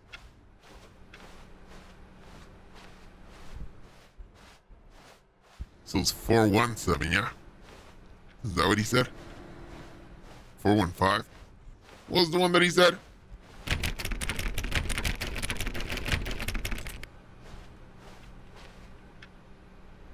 Do you remember? I think it was 415. There it is. Now, back to door number 437. 437? Okay.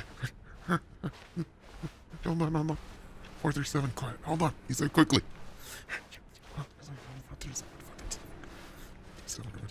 437, okay, here. Let's see. How about you click on, well, I don't know, the copy machine? Copy machine. All right, back to room 417. I'm really feeling it now. I think we're getting somewhere. 417, we're getting somewhere. Hold on. 417, 417, where 417 is? Okay, now go climb on employee 419's desk. 419's desk. 419's desk. But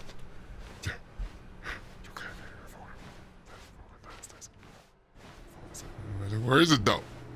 Where is it, narrator? 419's desk. 419's desk. 419's desk. 419. There you go. Yeah. Get up in there. Get up in there. Come on. We can get on there. We got it. It's gonna jimmy your way up there. Yes! This is great! You're putting it all on the line, Stanley. I like that. All right, let's keep it up. Go give me a few clicks on door 416. 416! I'm on it. I'm ready. 416. Where is it? Where's that 416? Somewhere. We're getting somewhere now. 416. I feel confident. 416.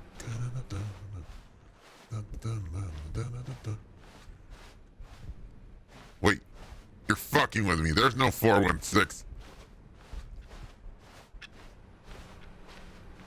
Where is it?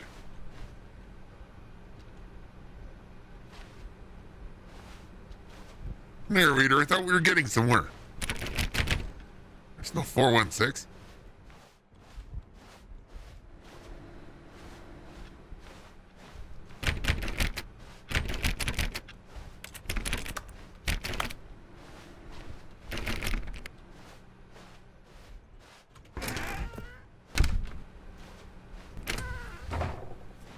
There's no 416.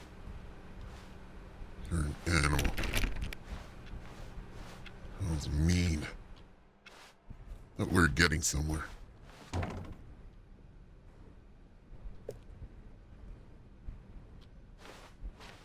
So there's no 416.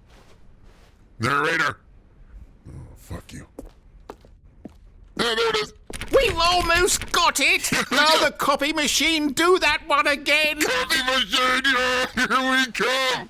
Woohoo! Alrighty! Yeah! Copy machine it is! Finish it off, Stanley! 5 clicks on door 430! 430, 5 clicks! 1, 2, 3, 4, 5! Yes! We did it! Yeah! Oh, wow. That felt amazing. That felt Oh, outstanding! you really earned it, Stanley. Nothing could hold you back. Yes, I'm very proud of how far we've come today. Me too. Just think, only a few minutes ago, you believed an achievement was worth 5 little clicks. Right? Really now. What were you thinking? What was I thinking? I made an achievement. Narrator, I love you. You don't love me too? It's okay. I mean,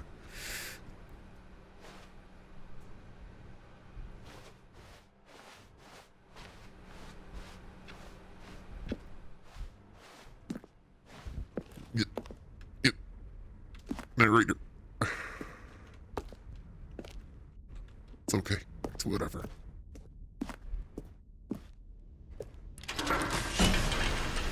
Have I seen new C9? No.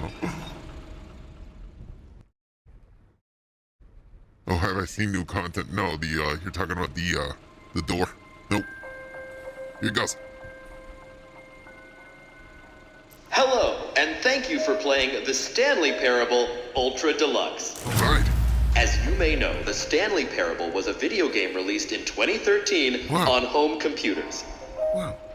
Did not know After that. receiving critical and commercial success, it was expanded upon in 2022 with the Stanley Parable Ultra Deluxe, a reimagining of the game for consoles and home computers. Wow. The Stanley Parable Ultra Deluxe features exciting new content that broadens and expands the world of the Stanley Parable, delighting audiences the world over. Wow. Yay! Please, step inside and see what thrilling new adventures await in the Stanley Parable Ultra Deluxe. Oh, well, Alright. this sounds delightful. It does. I'm very excited to see the thrilling new Ultra Deluxe content. Oh, I can't wait. I'm excited. Is it gonna be fun? Narrator. Okay, so far it's an elevator. Nothing special yet, but I'm sure it's just the beginning of a mesmerizing adventure. Alright. It's gonna be mesmerizing. Is it broken? What's going on here? Should we be moving somewhere or... Oh, there we go. There you go. All right, finally, at long last, it's on to the new content. Here we I've go. never been more ready. Let's do it. Oh, I'm so ready! New content, baby. What's it gonna be? I have to say, initial impressions of Stanley Parable Ultra Deluxe, mostly tedious. It's as if Oh, okay. Let's see the content. Give me the content, Stanley. Oh, yummy, yummy content. Here we go.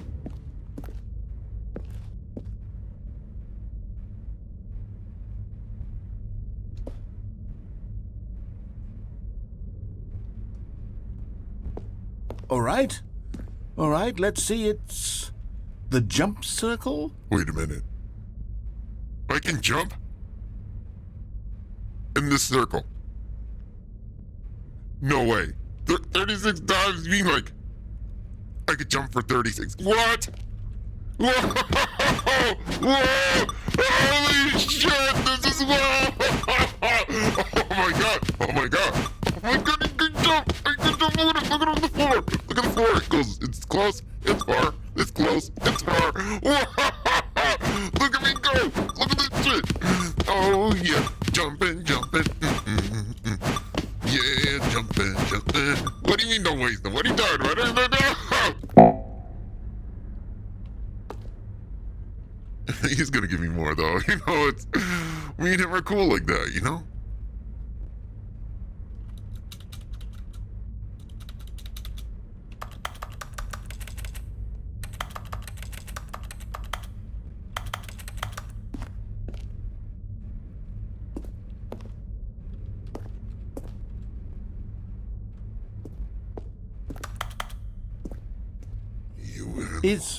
Is that it?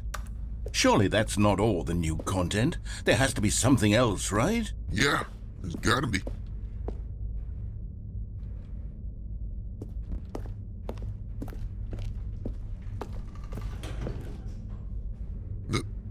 That's it?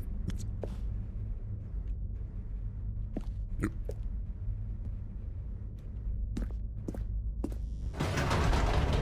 Goodness, another elevator. Stanley, I have to say, initial impressions of this game are not positive. It's just elevators and jumping. Right. Is this what passes for exciting new content?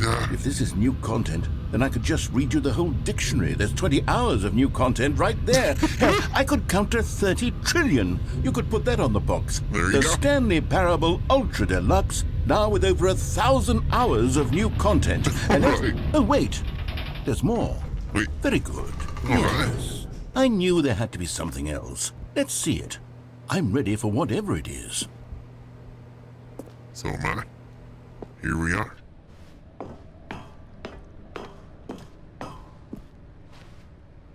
That's it? Oh, you've got to be kidding me. You see, Stanley? This is what happens when greedy video game developers with no respect for their fan base rush a cheap expansion to market for no reason other than to make an easy dollar. And don't get me started on the level of craftsmanship that's gone into it. In fact, I'm looking right now at the game's achievements, and it's hard to believe one of them actually says, "Test achievement, please ignore." What quality assurance department signed off on this? I'm infuriated and I'm offended, and I intend to find these people on Twitter and hold them personally accountable. It's my fault, Stanley. I built up too much anticipation around the new content, I'm afraid. Okay. It could never have lived up to such expectations. It's If you're fine. still with me, why don't we just reset the game? No. And we'll try to get back to what the Stanley Parable is really about. No. No Hey, frills, no gimmicks. Just you and me having a great time together like always. like, What do you say, friend? No, stay in this. No.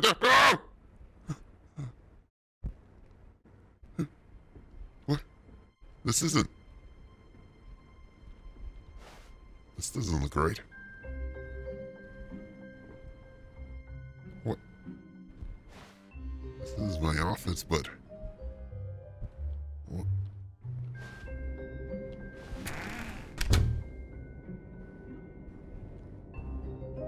What?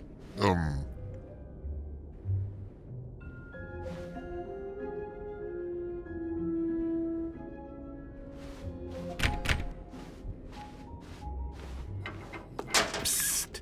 Stanley, come over here. In the vent. I want to show you something. You in the vent? But.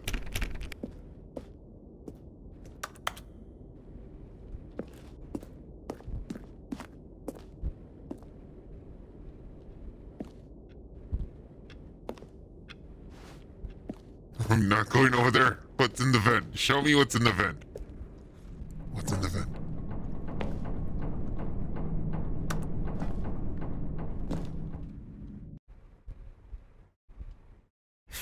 Among Us. Among Us. Here we go. All right, narrator, what do you want from Okay, me? you remember how cheap and unsatisfying the new Ultra Deluxe content turned out to be? Well, it got me thinking about the past and how much better the Stanley Parable used to be. So I made something special and tucked it away here where the game's developers won't find it. Just our little secret. All right. Take a look. Just our secret. Shh. What? I call it the Memory Zone.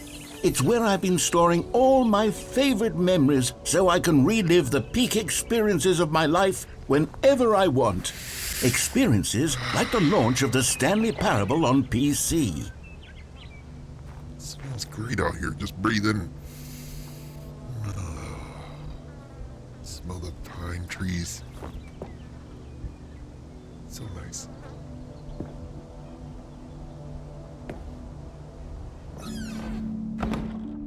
You see, Stanley, doesn't the Memory Zone remind you of how wonderful Stanley Parable was before it was sullied with a cheap re-release? Remember back in October of 2013, when the game originally launched? Back then, video games had integrity. Back then, it all meant something. Oh, the waste.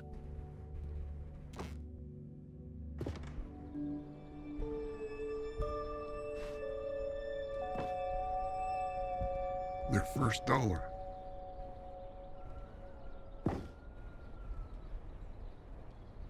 Smile because it happened.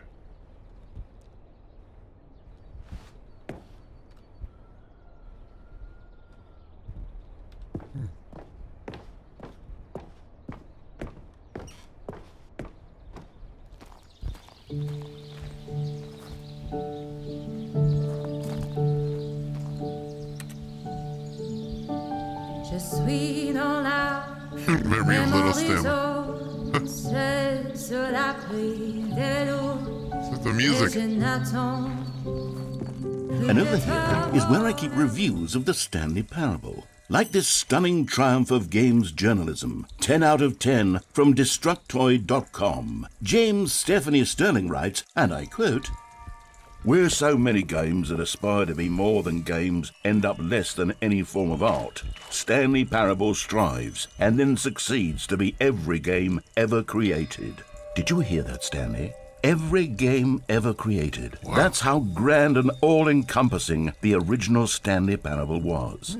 It was literally every game ever created. It was Skyrim, it was Persona 3, it was all of them, and now it's nothing. It's no games at all. It isn't even the Stanley Parable anymore. It's just a husk now. A lifeless husk with an hour of new elevator content. With an hour of new elevator content.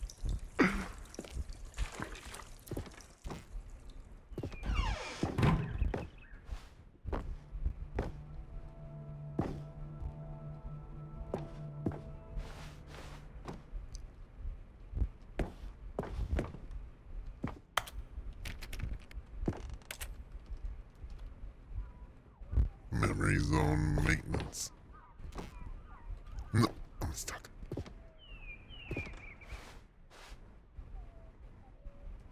Person of the year.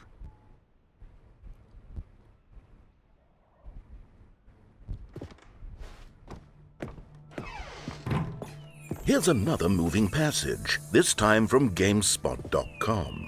The Stanley Parable is both a richly stimulating commentary on the nature of choice in games and one that offers some of the most enjoyable, surprising, and rewarding choices I've ever been confronted with in a game. 9 out of 10. Don't you get it, Stanley? The game was perfect. It didn't need anything else. It didn't need new content. It just needed to be left alone, to spend the rest of time collecting dust in the hallowed hall of beloved video game memories.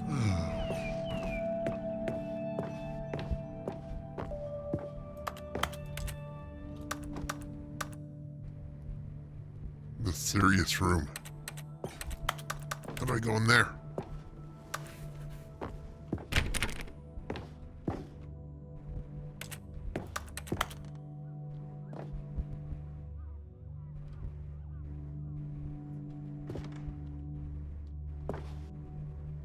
All right. These were simpler times, Stanley. But I wouldn't give to go back to have it all over again.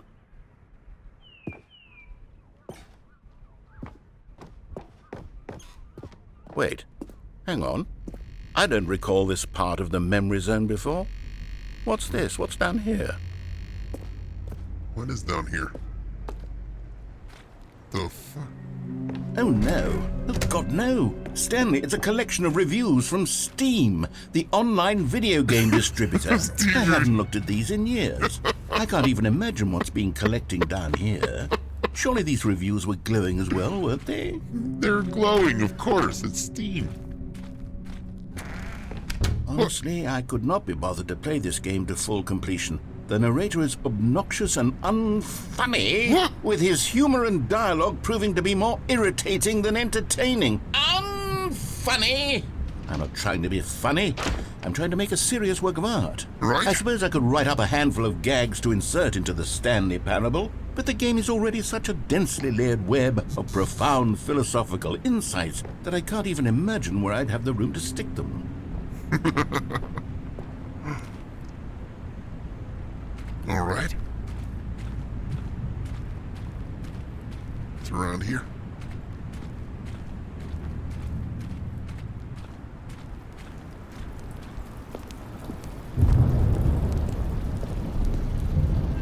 Okay, let's see what this one says. While the idea for the game is good, for someone who prefers non-linear games, this preachiness gets annoying fast. Preachy? Stanley? I'm not preachy, am I?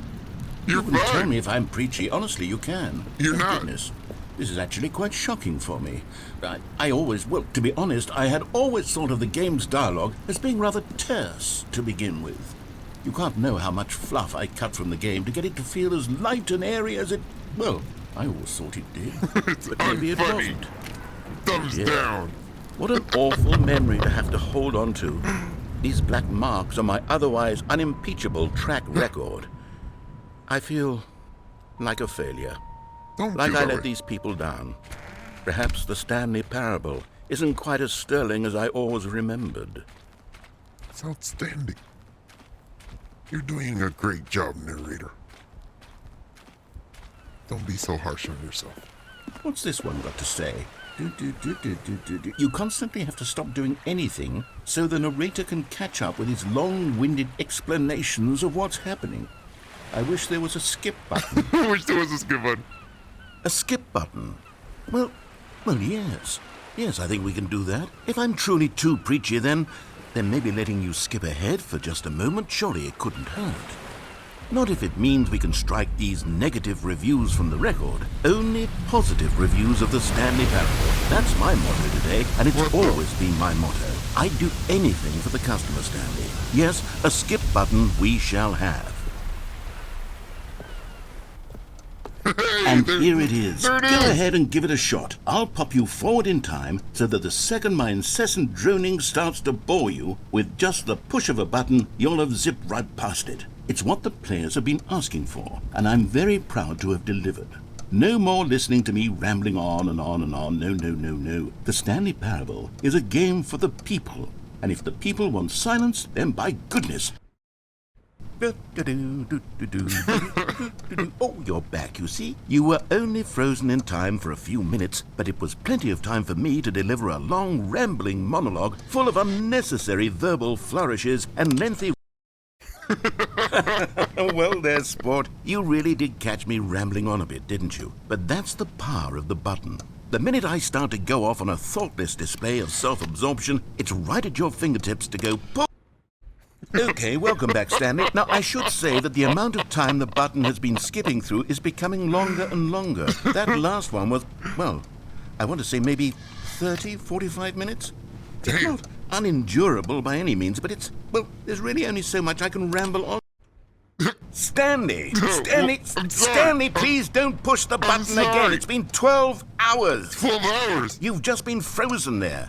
I don't know why the skips are getting longer, but they're really, truly getting longer, and my God, there's no way out of the room.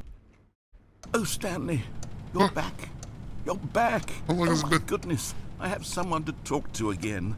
Stanley, I think it's been a week. A week? Or 2 weeks. I've been sitting here all that time, just sitting here, not a single person to speak. What the fuck? Oh, hello, it's you. You're here again. Welcome.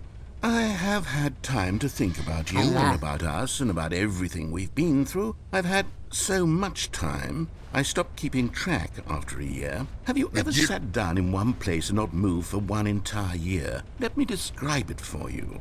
To begin with, there is only regret. There is only the turning...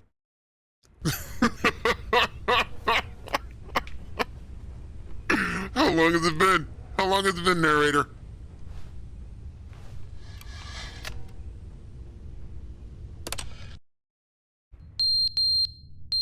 What happened?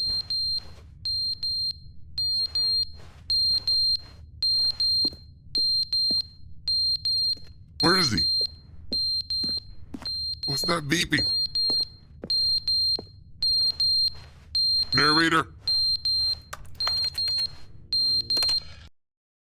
But they didn't understand the game was never meant to be funny. It was meant to have a point. It was meant to speak to the human condition. But where are the jokes? Where are the jokes? They bemoaned, they screamed, they gnashed their teeth and said, entertain us. It wasn't enough. They had to leave a pathetic little thumbs-down review and make all of their pitiful demands. But then, he's talking too much, they said. First, he didn't entertain us, now he won't...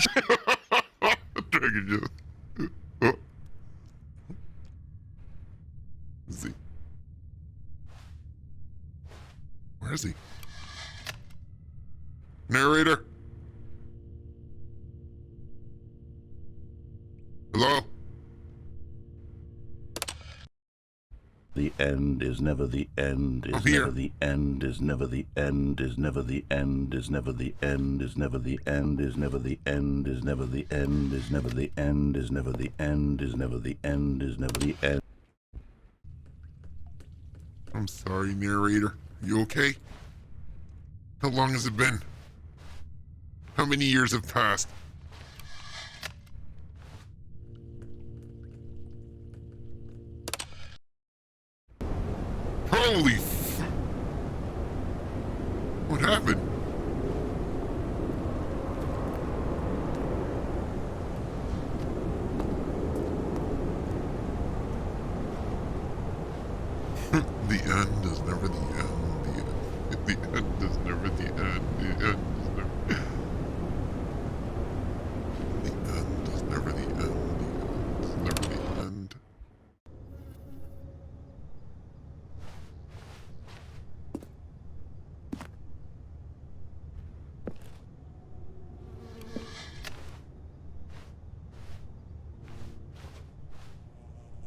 All because he created a fast forward button.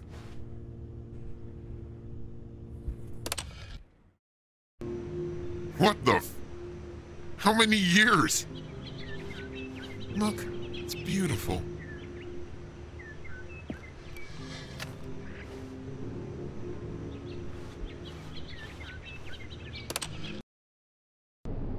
What?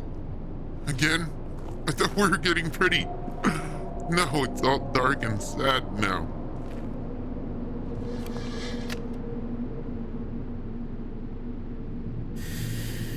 Here we go.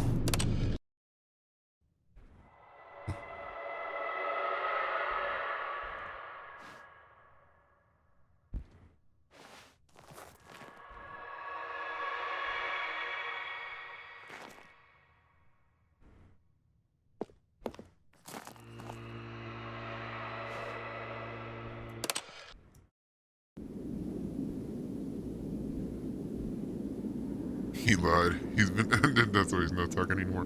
Right? Look at this. What the What?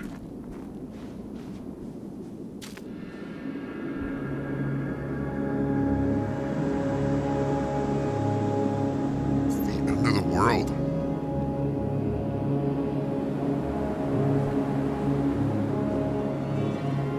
I fast forwarded to the end.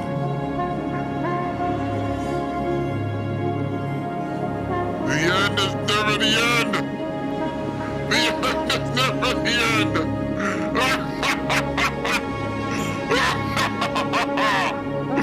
I made it to the end! This is the end! Yes! I made it, narrator! Narrator, if you were here and you saw it, it's beautiful, narrator. What happened? Narrator! No! No! No! But it wasn't the end! I'm here again! My office, my 2 pencils.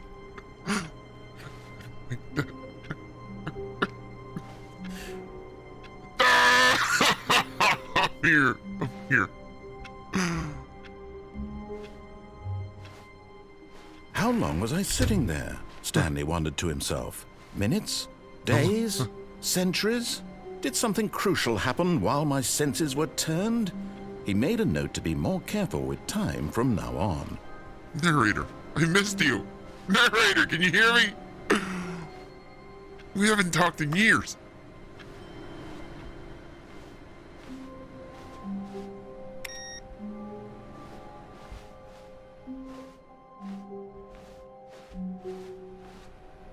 Narrator? Narrator?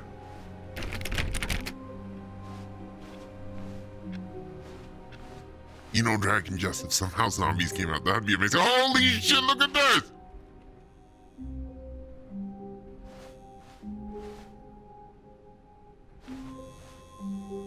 I wonder if there's new content in here.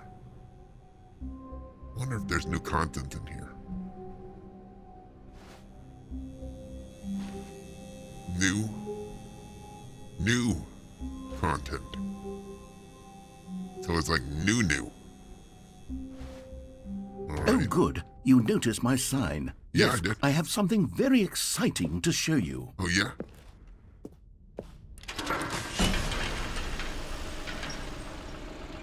So what are we, checking out this time? He's gonna restart me, isn't he? He's gonna do it. Don't do it, narrator. Come on.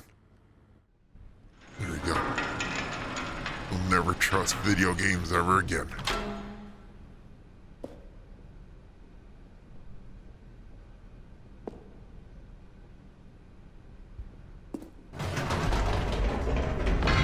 You see, Stanley, I've been reflecting on the Stanley Parable and about how roundly disappointing this ultra-deluxe version has turned out to be.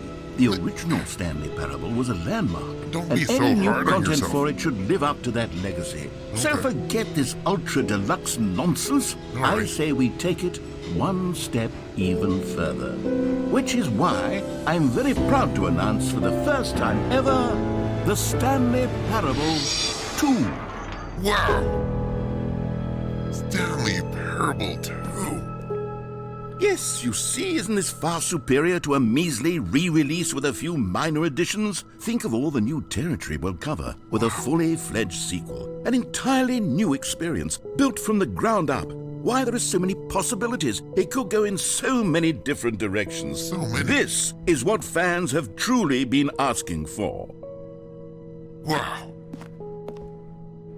Investor show. I'm ready to Calling it invest. the Stanley Parable 2 is just so much catchier than Ultra Deluxe, don't you think? Ultra Deluxe? What does it even mean? Right? But the Stanley Parable 2, now that's an artistic statement right there.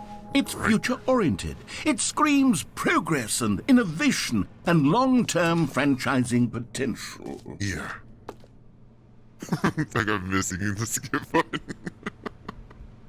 I'm sorry, narrator, if you heard me. I'm sorry. Shh. Don't let him hear you say that. You're gonna hurt him. Break his heart. Alright. The Stanley Parable 2. New content is out.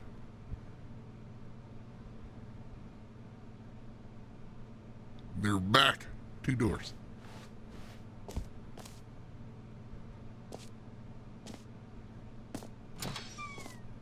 Now, to be clear, I haven't quite nailed down what exactly the Stanley Parable 2 is going to be, but let's take a look at some of the features I've been developing for it. I figure that if I can loosely organize a handful of interesting concepts, that surely the game will sort of naturally spring up around them. It'll all work itself out. Game development is much more of a fuzzy magic than anything scientific or logical, really. Fuzzy magic. 2.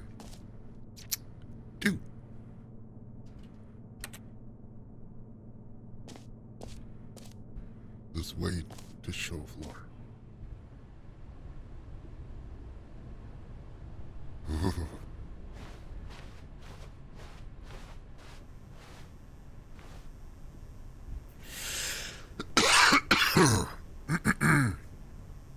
Well then, here we go. Go around.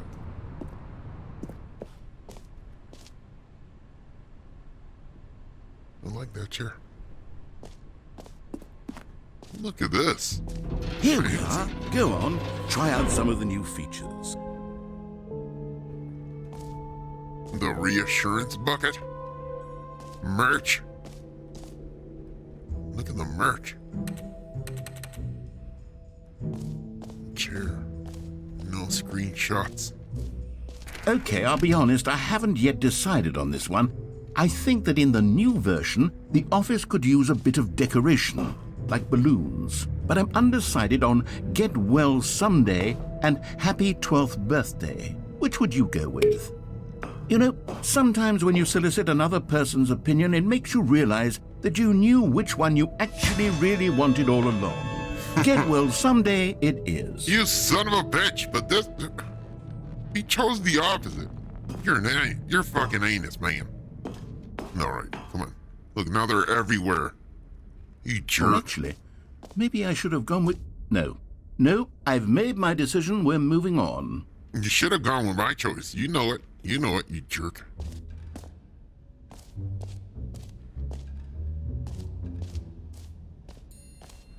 Yo, the jump circle. What the fuck? I'm out You know of what? jump. Let's bring the jump circle back for Stanley Parable 2 as well. It's a... Oh, wait. You already spent all your jumps the first time we saw the jump circle.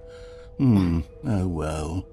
I suppose it can just be a nice decorative piece, then. You're an asshole. Not a jump. You're not gonna give me a jump or two? Not a jump. Narrator. No, you asshole. Free new easy achievements. All right, get it here? No way. All right. What's the new achievements? Free achievement gets you right now. Pull the lever, receive your new achievement. No more steps. It just works. Get yours right Now, here's something special. You remember that broken test achievement that got left in the game on accident? Well, I'm developing a technology to simply give you the achievement. Yes. You Cool. see, you'll come to this lever, and when you pull it, the achievement will be given to you. It's as simple as that. What? No way. Really? Okay, perhaps I should have clarified. This is technology that will exist. Right now, the achievement is still fully broken. I'm not a wizard, Stanley, but I guarantee it will be fixed in the sequel to at last satisfy the hordes of ravenous fans all over the world who have been uproariously demanding this feature. Gamers, we hear you, and I promise it will happen. Give my achievement, I don't care. You hate it. Breaking my heart.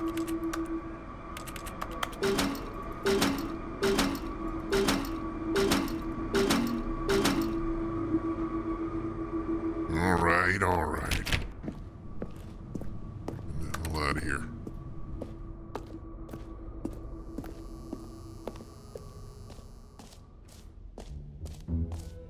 What else? What other exhibits haven't we seen yet?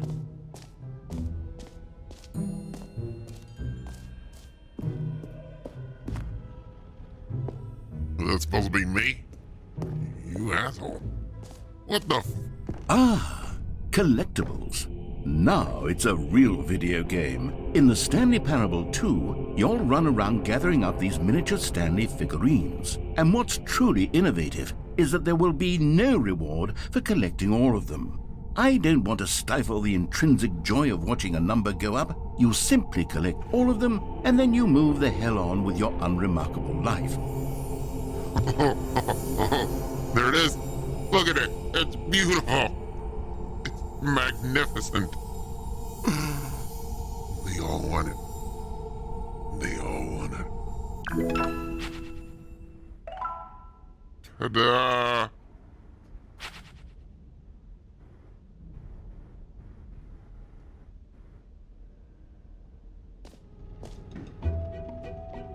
What the God, it really is the worst when you collect everything in a video game and then they give you a big fancy reward for it. Absolutely tragic. So stupid.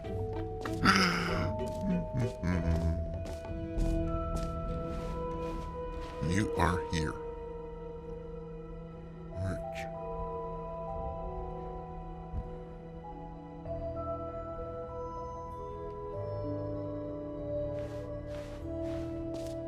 The infinite hole. Have I played with the infinite hole?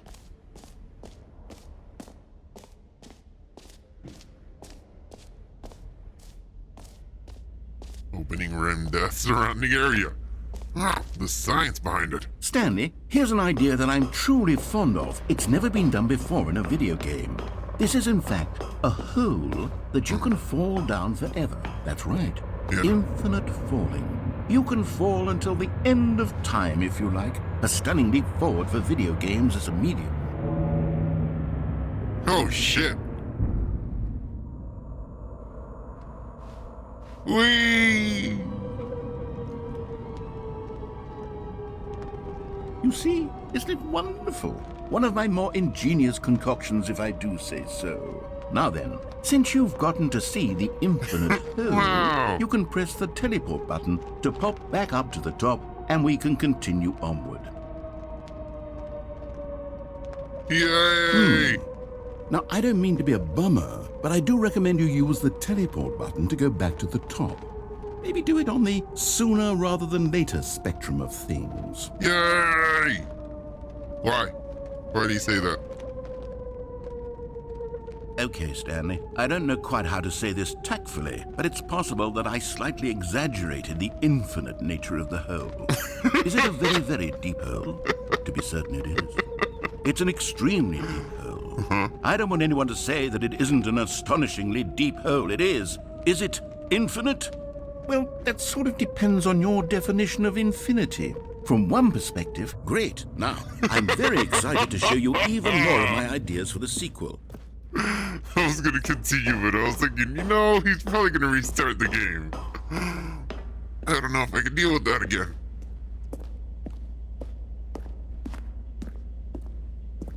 Alright, let's go to the exit.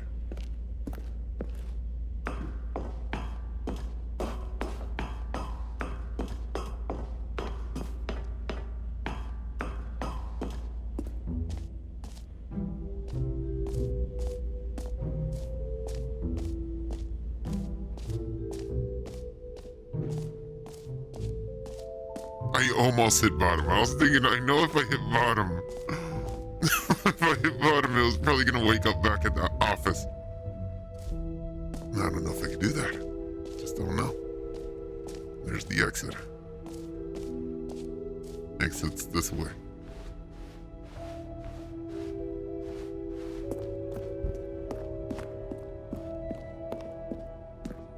Oh, goodness, Stanley, this is fairly awkward. I hate to do this, but before you leave, you really should go to the bucket exhibit. You see, there's a surprise I was going to spring on you later, and it involves the bucket. And I really do hate to break the illusion, but it's important that you go see the bucket, okay? Go see All right, I'll get out of your hair now. I'll go see the stupid bucket. God dang it, man. Here's the bucket. Such a pushy narrator.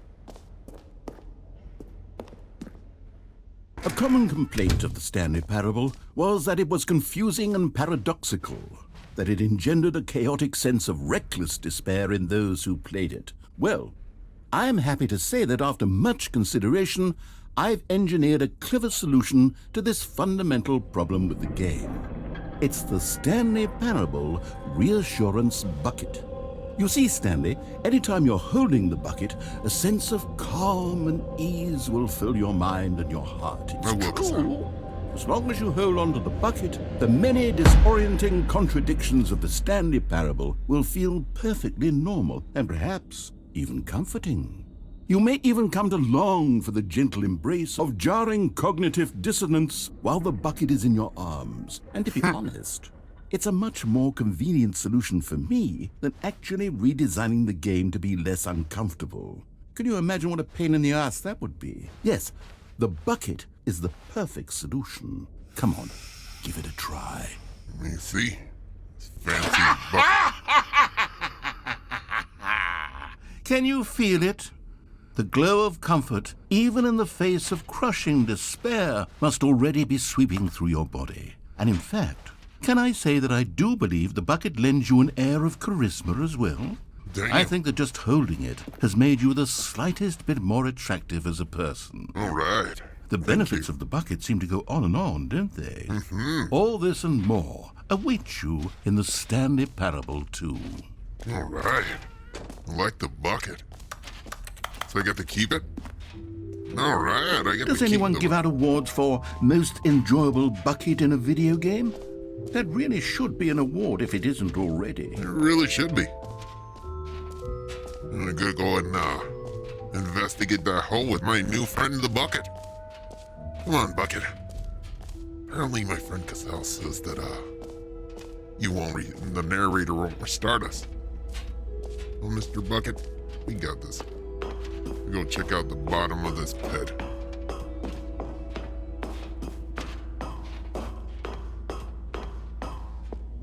Come on, Mr. Bucket. Whee!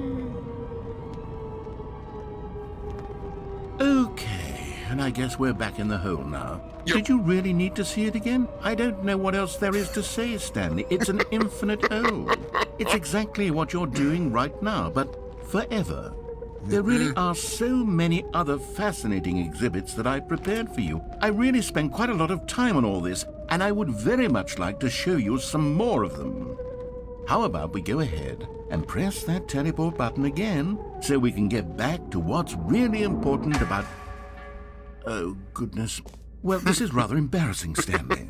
I'll be honest with you. I truly did not believe that anyone would actually stay in the hole long enough to hit the bottom. Yes, I know, I told you the hole was infinite, but come on. Who actually wants to fall forever? The hole was plenty deep. It was more than deep enough, in my opinion. Maybe it's you who likes falling too much. Maybe you're the problem. Look, Calm down, things got a narrator. little heated there. I think we both said some things we didn't mean. Why don't we just put all this behind us and agree to just call the hole mostly infinite. Most. If that works for you, then go ahead and press the teleport button to warp up to the top of the hole and we can move on. I'll just be up here when you're ready. Oh, you fly to Mars? I don't know, narrator. You sure? You don't want to work on the name again? Come on, answer me.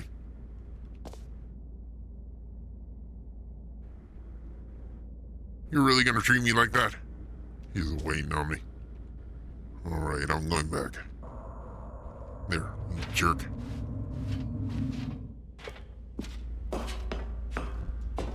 It's like I feel like jumping again. No. Come on. Come on.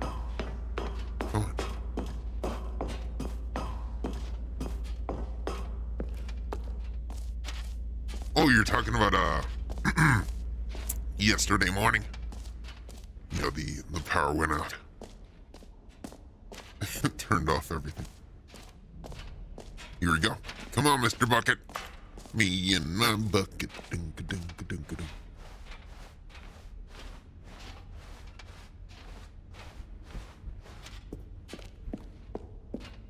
What button? Well, I'm gonna take me and my bucket out of here. Someone left their briefcase.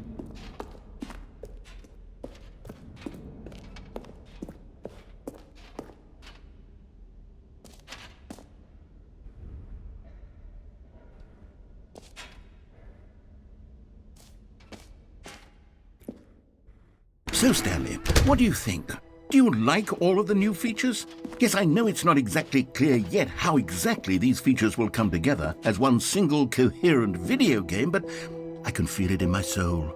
It's going to work. There's definitely a good game in there somewhere. Say, let's do an experiment. I'll arrange these new features together, and we'll see whether or not it coheres into a meaningful gameplay experience. Okay. Are you ready? Here it is. I give you the Stanley Parable 2. William. Oh. Hey! Well, I mean, there's potential here, right? It's sort of... Okay, never mind. Hold on. Let me do a different arrangement.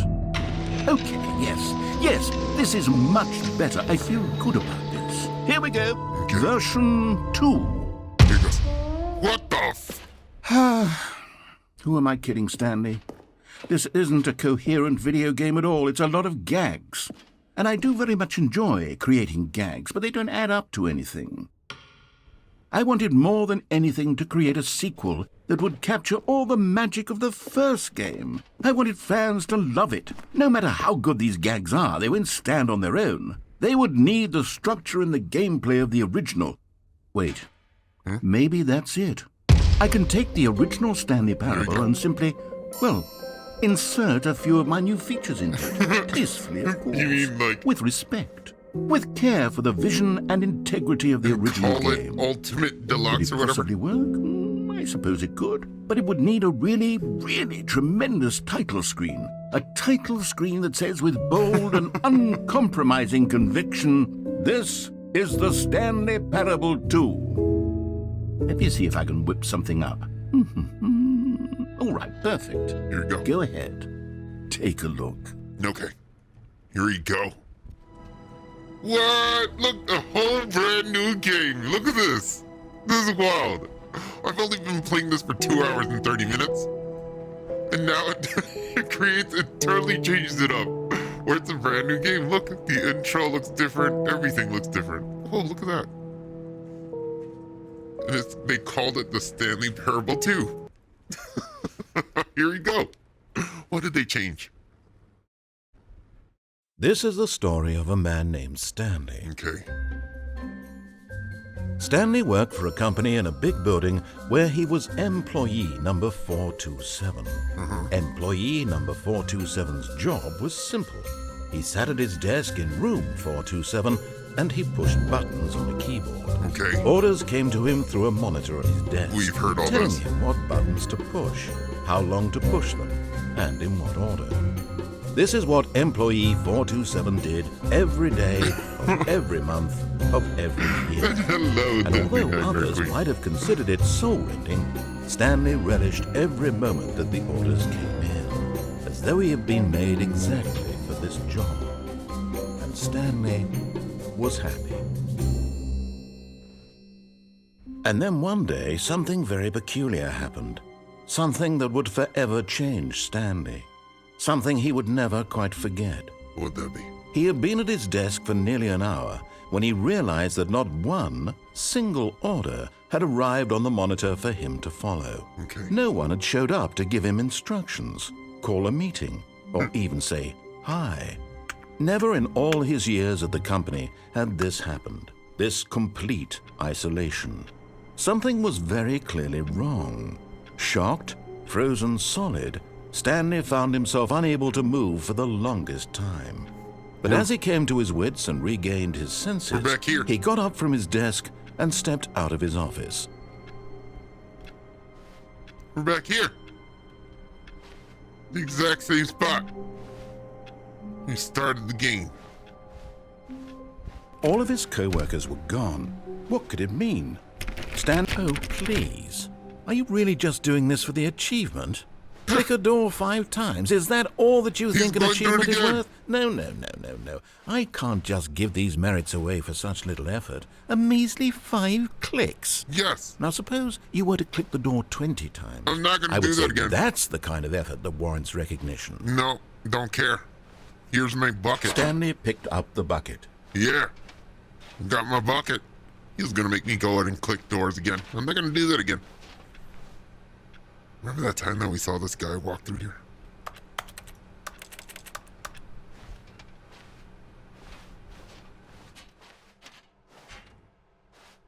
I got my bucket.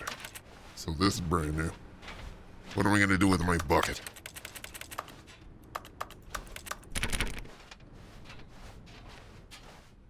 Stanley clutched the bucket tightly to his chest and entered the door on his left. Wait. So now it's the same game with a bucket and the balloons I didn't choose. Asshole. One in the This right. was not the correct way to No, the it meeting wasn't. room. I know. But Eat Stanley shit. had felt the bucket calling to him, telling him that the employee lounge was simply the place to be. The bucket.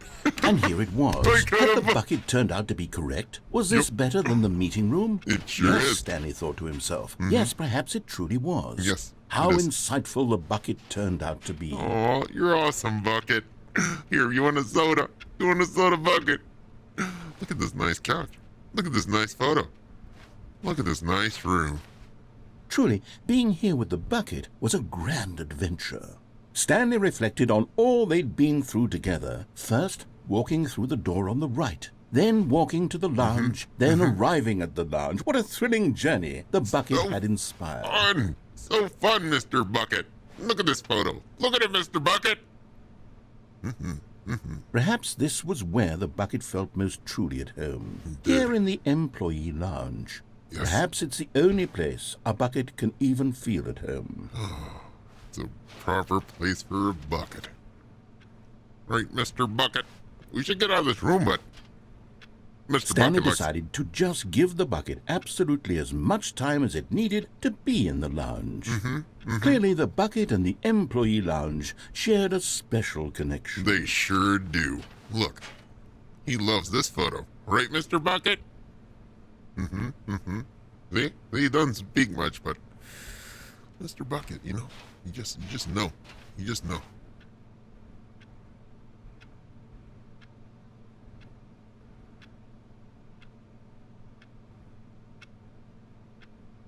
All right, moving on. But finally, the bucket was done being in the lounge, and they took the first open door on their left to get back to business.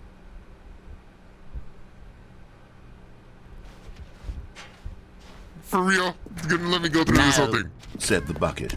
Don't go to the meeting room. Go somewhere else. The cargo lift, yes. Go there. Go to the cargo lift. And jump to your death. But Stanley feared that any path he walked might lead to the separation of himself and the bucket. his dearest friend. So he threw himself to his death, that they might die in one another's arms. How deeply touching. How deeply touching. How deeply touching. Oh, come on! Fuck you! Fuck you, narrator! You forced me to do this. All of his co-workers More were balloons. gone. What could it mean? Where did these balloons Stanley come from? decided to go to the meeting room. Perhaps he had simply missed a memo.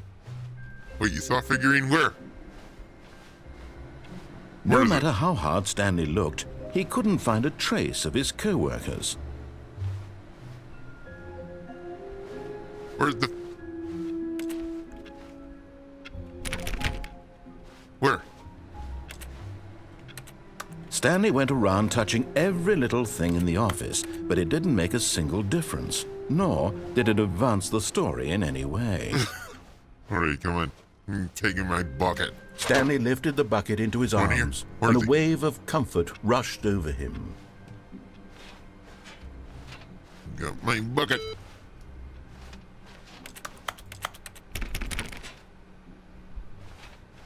I swear I looked through this window and there was a person there. Input received.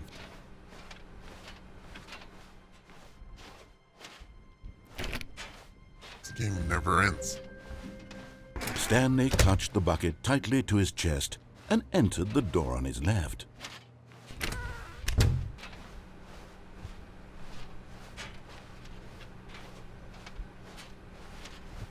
Still no one was here. Stanley needed the bucket's warmth and comfort now more than ever. Perhaps his boss's office was where he'd find answers. I'm just doing everything but with a bucket this time. Coming to a staircase, Stanley and the bucket walked upstairs to the boss's office. Come on, bucket. Let's finish this shit. Stepping into his manager's office, Stanley was once again stunned to discover not an indication of any human life. Crushed by the weight of this revelation, Stanley may have broken down into an emotional dumpster fire if not for the soothing presence of the bucket.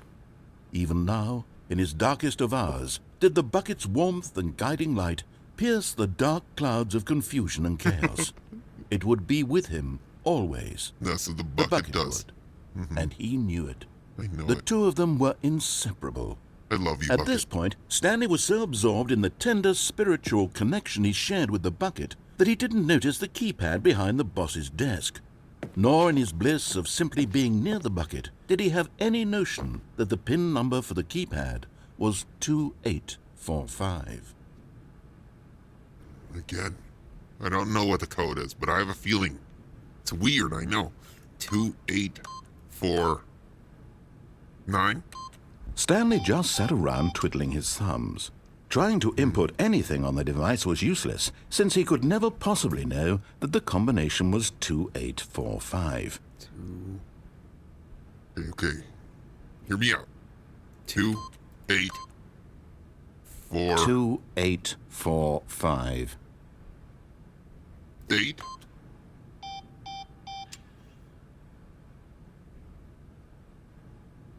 284 2. Forgot, but it turns out that the panel's emergency override I'm not kicked fucking in, around with this and dude. the door just opened Just all open by the shit. itself. And Stanley got the hell along with the story. Well, There you what go. did he do? You son of a bitch. Move it along. I got my bucket here this time. I'm gonna escape with you, bucket. You'll see. I gotta show you, bucket. Wait until you see what he's got in store for us, bucket. We've done this. We've The done elevator this so raced many downward, times. plummeting towards an unknown fate. Yay! I got a bucket It this would be time. all Stanley could do to keep himself together, if not for the bucket. Soothing him, comforting him, reassuring that in this darkest moment of uncertainty, he would be all right. The bucket is here for you, Stanley. Everything will be fine. Lovely bucket. Me and my bucket. Stanley and the bucket walked straight ahead through the large door that read, Mind Control Facility. We've already escaped before, but not with my bucket. But fuck it, hold on. Escape with the bucket? You think I should escape with it? facility. Let's go, Bucket! Let's go! To freedom! Although this passageway had the word escape written on it, the truth was that at the end of this hall, Stanley and the Bucket would both meet a violent death. Bucket, don't listen to him. He's lying. I know The door truth. behind them was not shut. Stanley and the Bucket still had every opportunity to turn around and get back on track. Nope, Bucket wants it. At this point, Stanley and the Bucket were knowingly walking forward into a very painful death for each of them. Nah, I'm good. Come on, Bucket. We got this. The Bucket will help me through this. He'll help me. We'll make it to freedom. Yay! Here we go. See where we make it.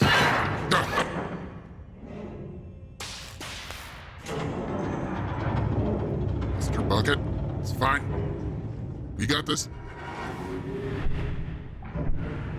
As the machine whirred into motion and Stanley and the Bucket inched closer to their demise, Stanley reflected on how meaningless the Bucket's warmth and comfort had turned out to be. Wait. To be sure, it puts the mind and the soul at ease to embrace the Bucket, but what use is a sense of ease when you're about to be crushed to death? The Bucket. This is what Stanley thought to himself. Bucket, you and he got- sort of kicked himself for wasting so much time carrying a bucket everywhere. Bucket, you... Farewell, Stanley. No.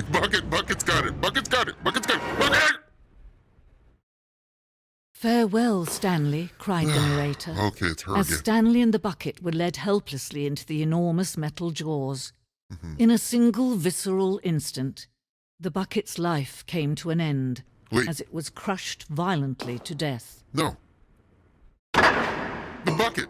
What?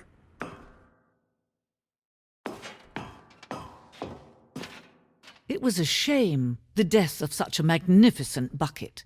It's true that all Buckets are radiant in their own way, but this one stood above the rest. It was a glorious Bucket to My behold. Bucket.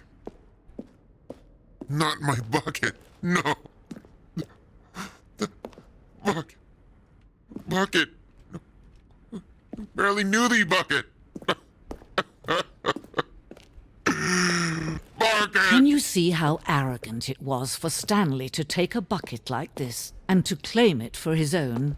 Can you see the hubris that blinded him? Can you see that the Bucket is far more noble than Stanley will ever be in his short life? What? Bucket. Bucket. Bucket! Bucket! I love you, Bucket. Wait, look, see? Bucket is life. It just shows you. The Bucket is everything. Oh, hell, Bucket. Bucket! All right, come on. The morning, the Bucket. Look, it's Grandpa. Okay, here we go. The stressed Bucket.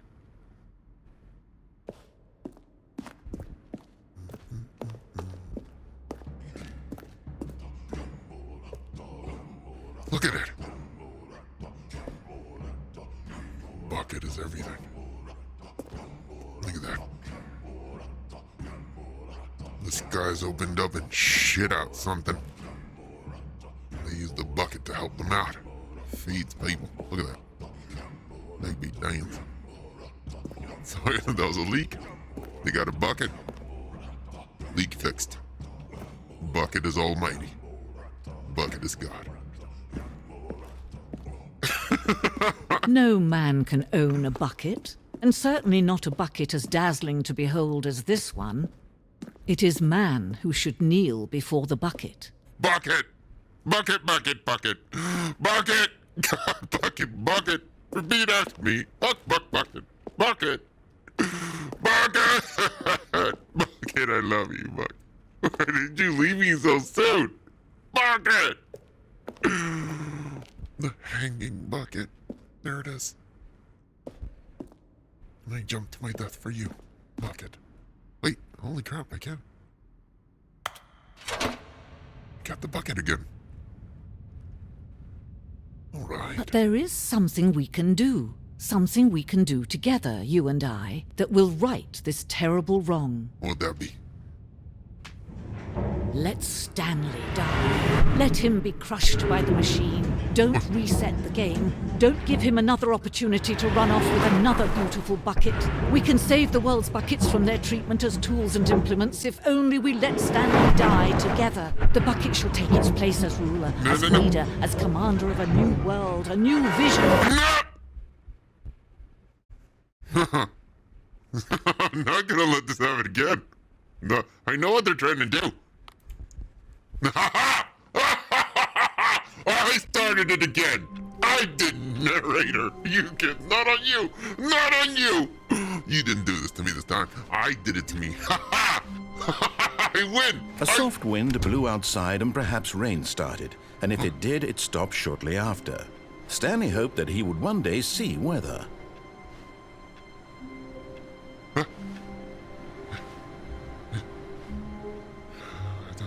I know what he's doing.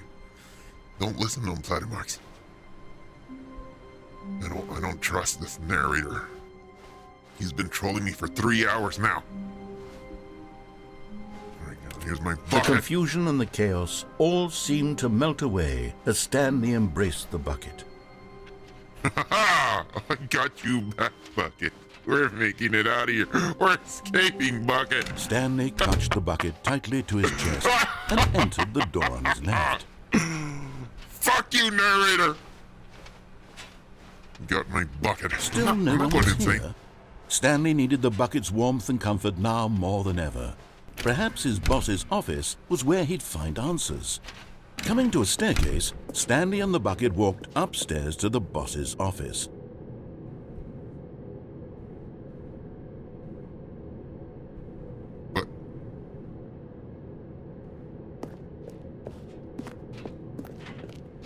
But the bucket. Where was the figurine? I didn't see it.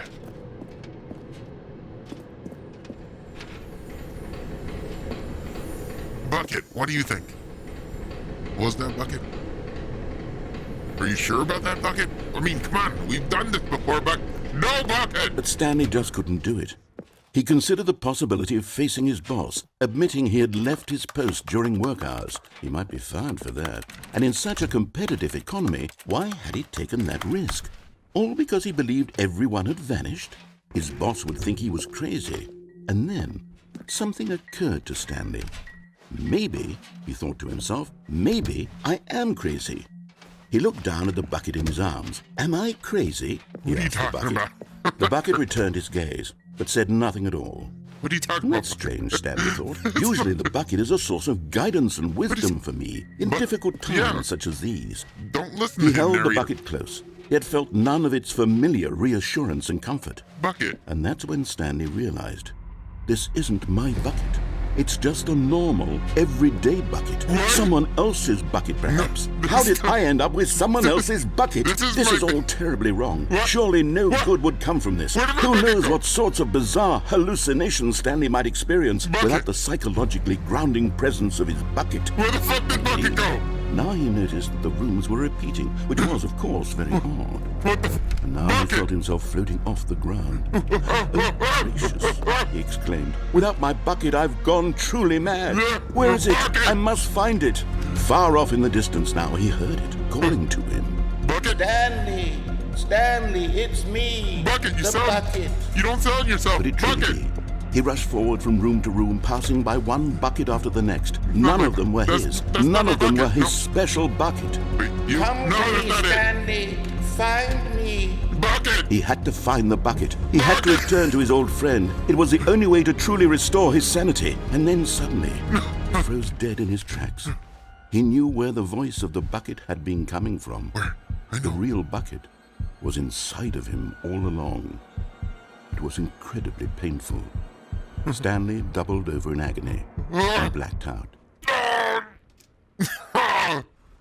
The bucket was inside of me This all is the along. story of a woman named Mariella.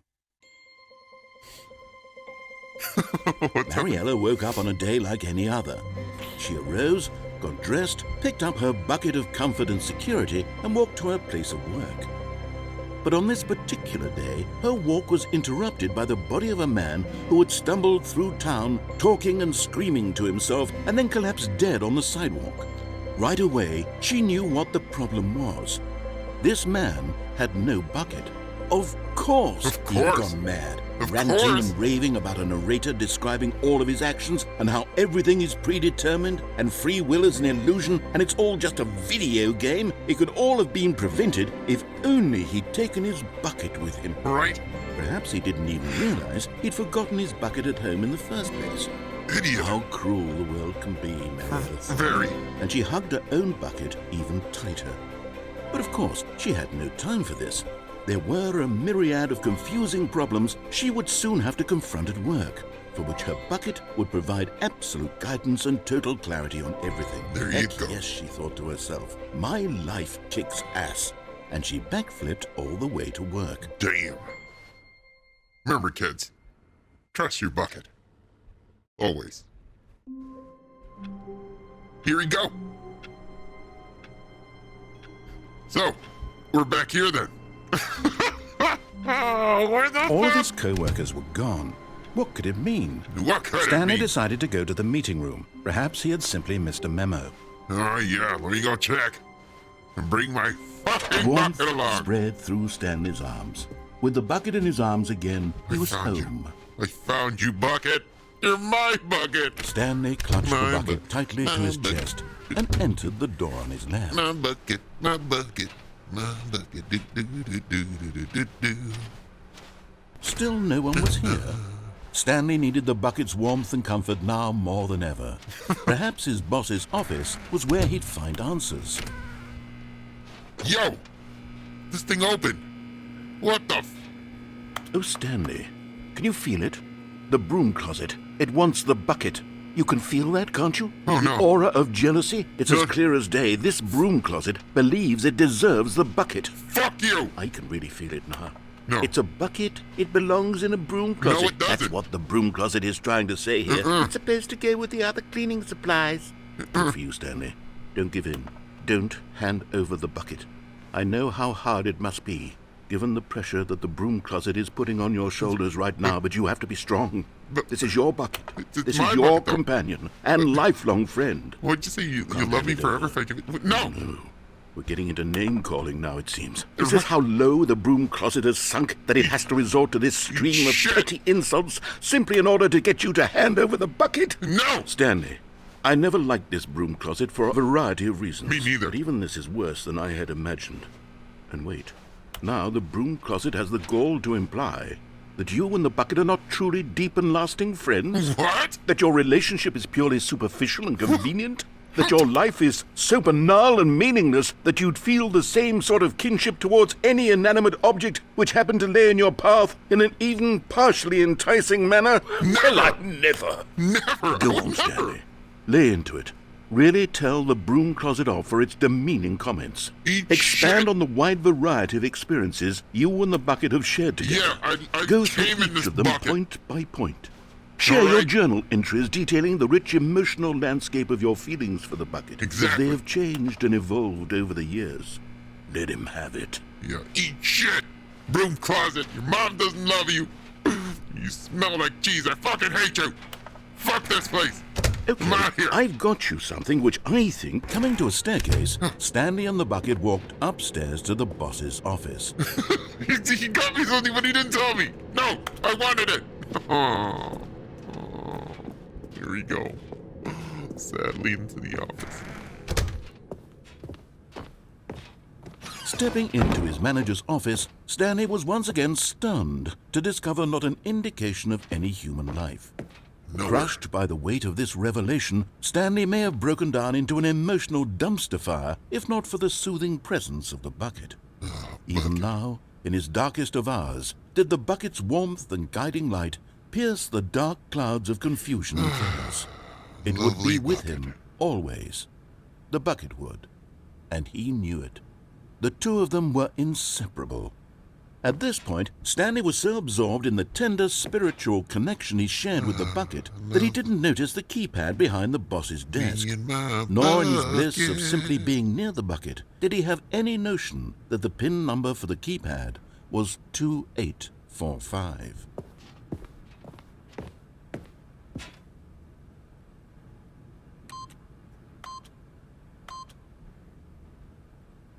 But Stanley guessed the correct code by sheer luck. Was it that the bucket knew all along? Yeah, hell yeah, Was the the bucket. bucket guiding him? Fuck yeah. Yes, this is certainly the most logical explanation. Bucket knows all. Bucket knows all. Come on, Bucket. We're making it out of here. We're leaving this fucking game. Bye, narrator. Eat shit. I'm taking my bucket. Woo! Here we go.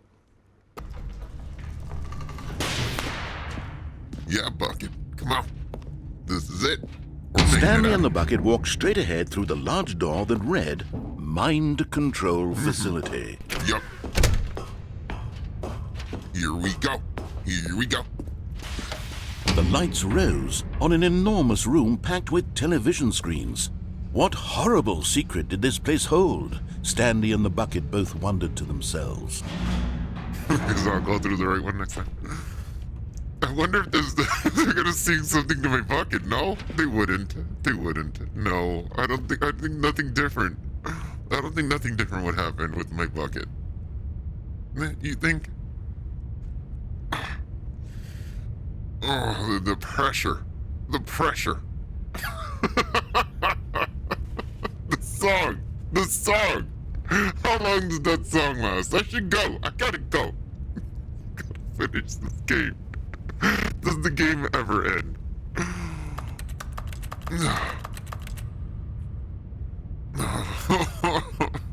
You went to this room to watch some porn. There's everywhere, no matter where you turn. Just screens. Okay. I gotta go. Let's finish this.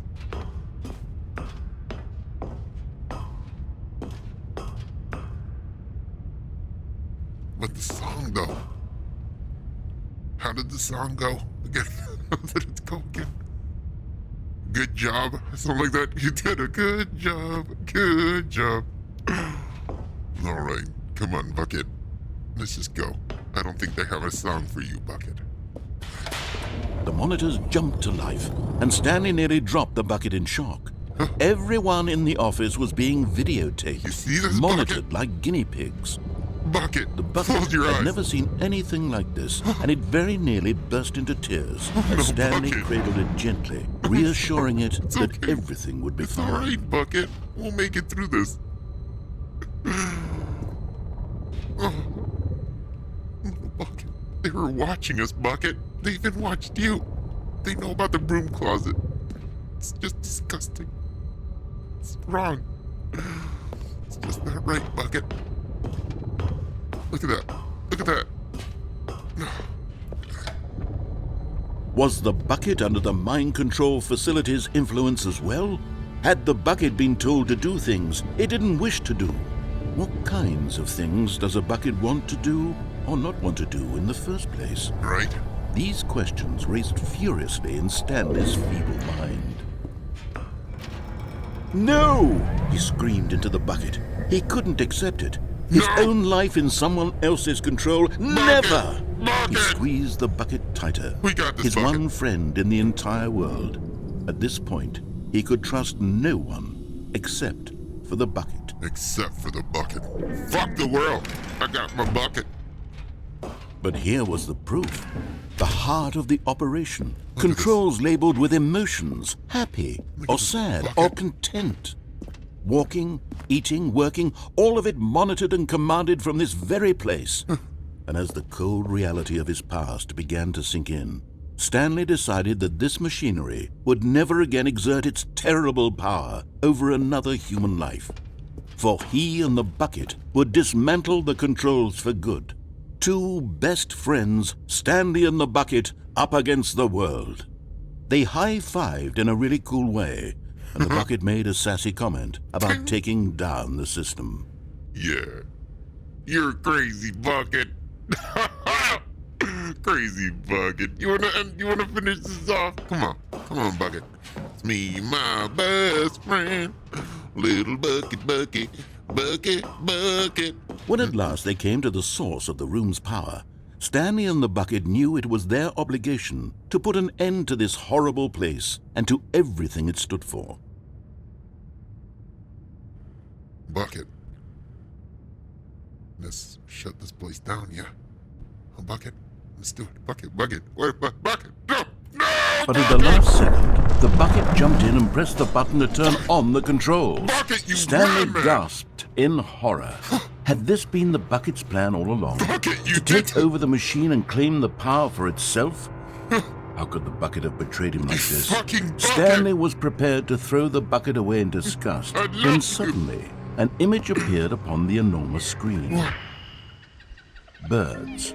Silly birds. Silly The birds. control buttons became active again. Whoa. Which one, Bucket? Which one looks silly to you? That one kind of silly. This one. Oh, is so silly. There you go. Look at that. Look at those silly birds. Bucket, you see Stanley flipped through one video of silly birds after another, and then it dawned on him. This wasn't a mind control facility at all. No, It Bucket. was a facility for monitoring and surveilling silly birds all over the world. The mind controls were only a facade to disguise its true intentions. Had the bucket known this all along? Stanley marveled at the metal genius in his hands, the one who had pointed him towards this incredible discovery. Wow. Stanley and the bucket never found freedom because they spent the rest of their lives here in this place, flipping through live streams of the silliest birds imaginable. Of all the possible paths his life could have taken, this one was surely the best. Hell yeah. Stanley was happy. I got birds. Look at that bird. Oh, you a silly bird. Oh, that's so silly. Oh. What happened? Motherfucker!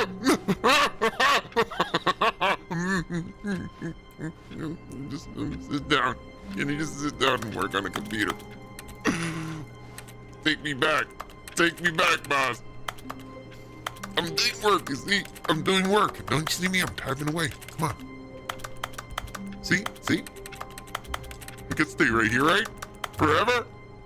I'll get back to work, I promise. All of his co-workers were... Wait, no. Wait. This isn't the right office, is it? Is this Stanley's office? What?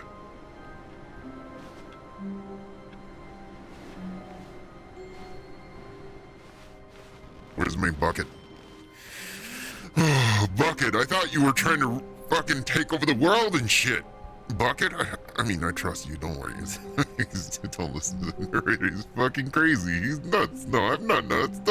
Bucket, don't look at me like that. Come Stanley with me. picked up the bucket and smiled. He'd never be alone again, not truly alone, not with the bucket around.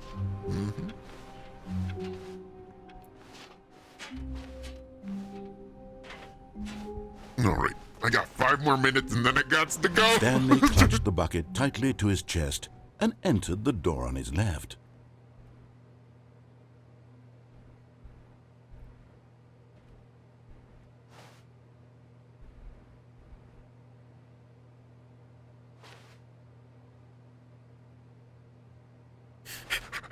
This was not the correct way to the meeting room, but Stanley had felt the bucket calling to him, telling him that the employee lounge was simply the place to be.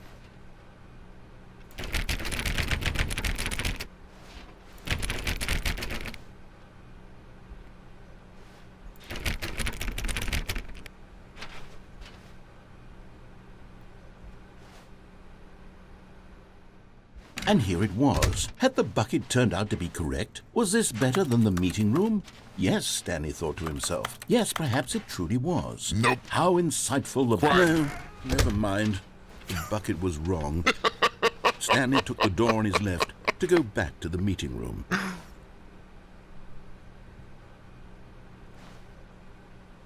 You said the room with the big box?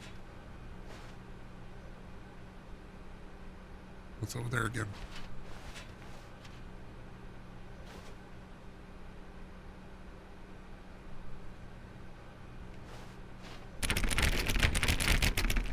Quiet, Bucket. We shouldn't try and open this And door. so the two of them detoured through the maintenance section and walked straight ahead to the opposite door.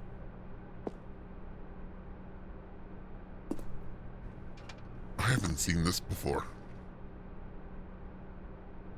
Bucket, what do you think?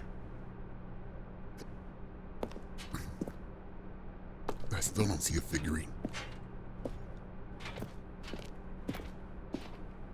Bucket!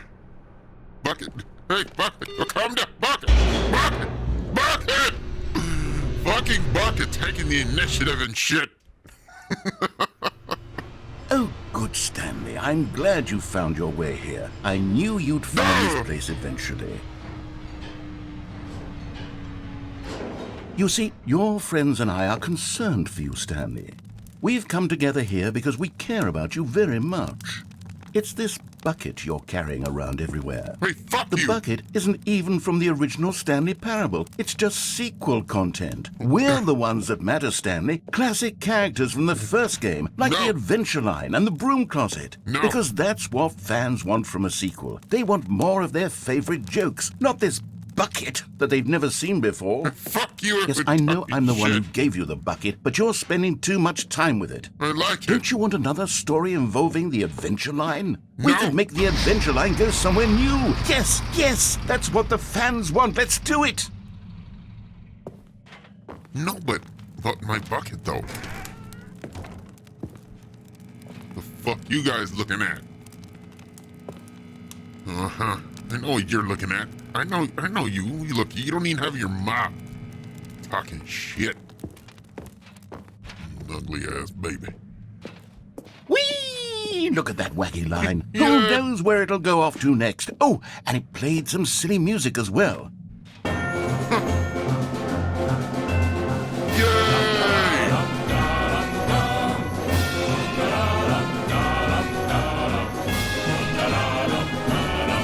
Now this is what the Stanley Parable is all about. All right. Don't you remember all those great jokes from the original dialogue? Also, Stanley is addicted to drugs and hookers. God damn. It's as classic now as it was back then. Let's do it for the fans, Stanley. Let's give them more content exactly like this. There you go. But if we want to do that, you're going to have to give something up. What? What do I mean? Giving up? As long as it's not Buckety. Bucky the Bucket.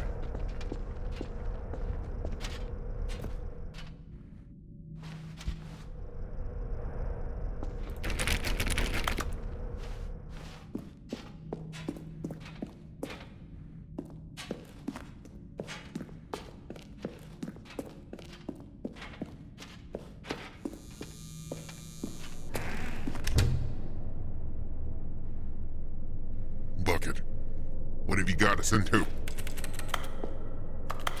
Come on, Bucket.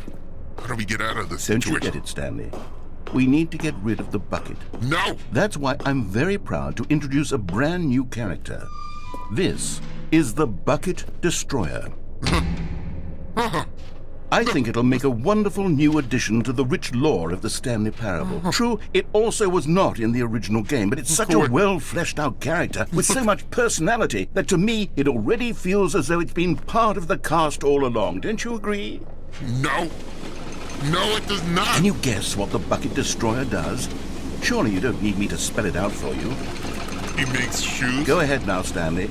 Say goodbye to the bucket, and then pop it into the machine when you're ready.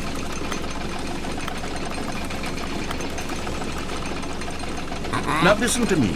It's crucial that you give it the bucket. I don't know what the Bucket Destroyer will do if it can't destroy your bucket. Destroying buckets is all it knows. That is its singular personality trait.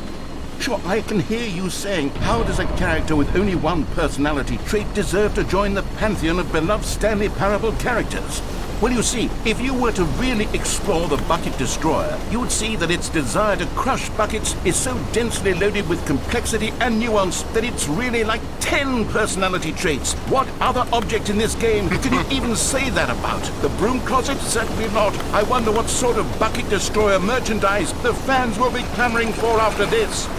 Okay, the bucket destroyer is getting very upset now. You'll have to hurry and feed it. We can't get back to the classic Stanley Parable characters like the Adventure Line or the bucket destroyer until you crush that damn bucket. Quickly now, the fans are waiting. Do it, the fans, Stanley. Give the fans what they want. Hurry and crush.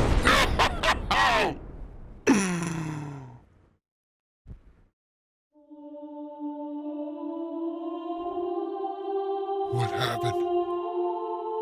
The bucket destroyer. My prized creation. You had so much potential. We were going to do such marvelous things with you, tell such spellbinding stories about you. All of it squandered now. Goodbye, new friend.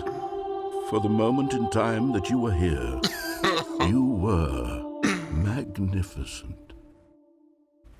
Do I keep my bucket? Did he make it? Fuck the bucket destroyer. Hated that guy.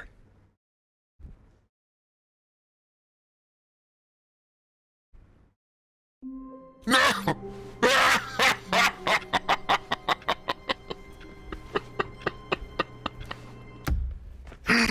Alright. The sequel is now paused. I'm done for today. I'm going. That's it. 3 hours. 3 hours of being trolled by a narrator.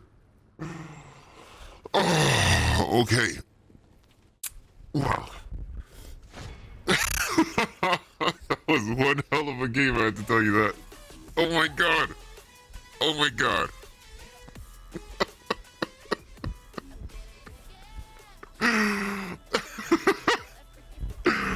Oh, that was difficult. I can't believe it just restarts you. I know that there's more to it. I know that there's more, but you have to dig for that shit. It's so much. But it is a very good game. It is very intriguing. It keeps you in there. It's fun. Alright, I am out of here. Take care of yourselves. Love yourselves. And when you do love yourself, when you do, remember bucket. Come on. You should have your own bucket. If you don't have a bucket, go leave your house right now, whatever time it is, break into a hardware store, take a bucket, come back home, and love that bucket like you've never loved anyone before. The bucket is life. Bucket is life.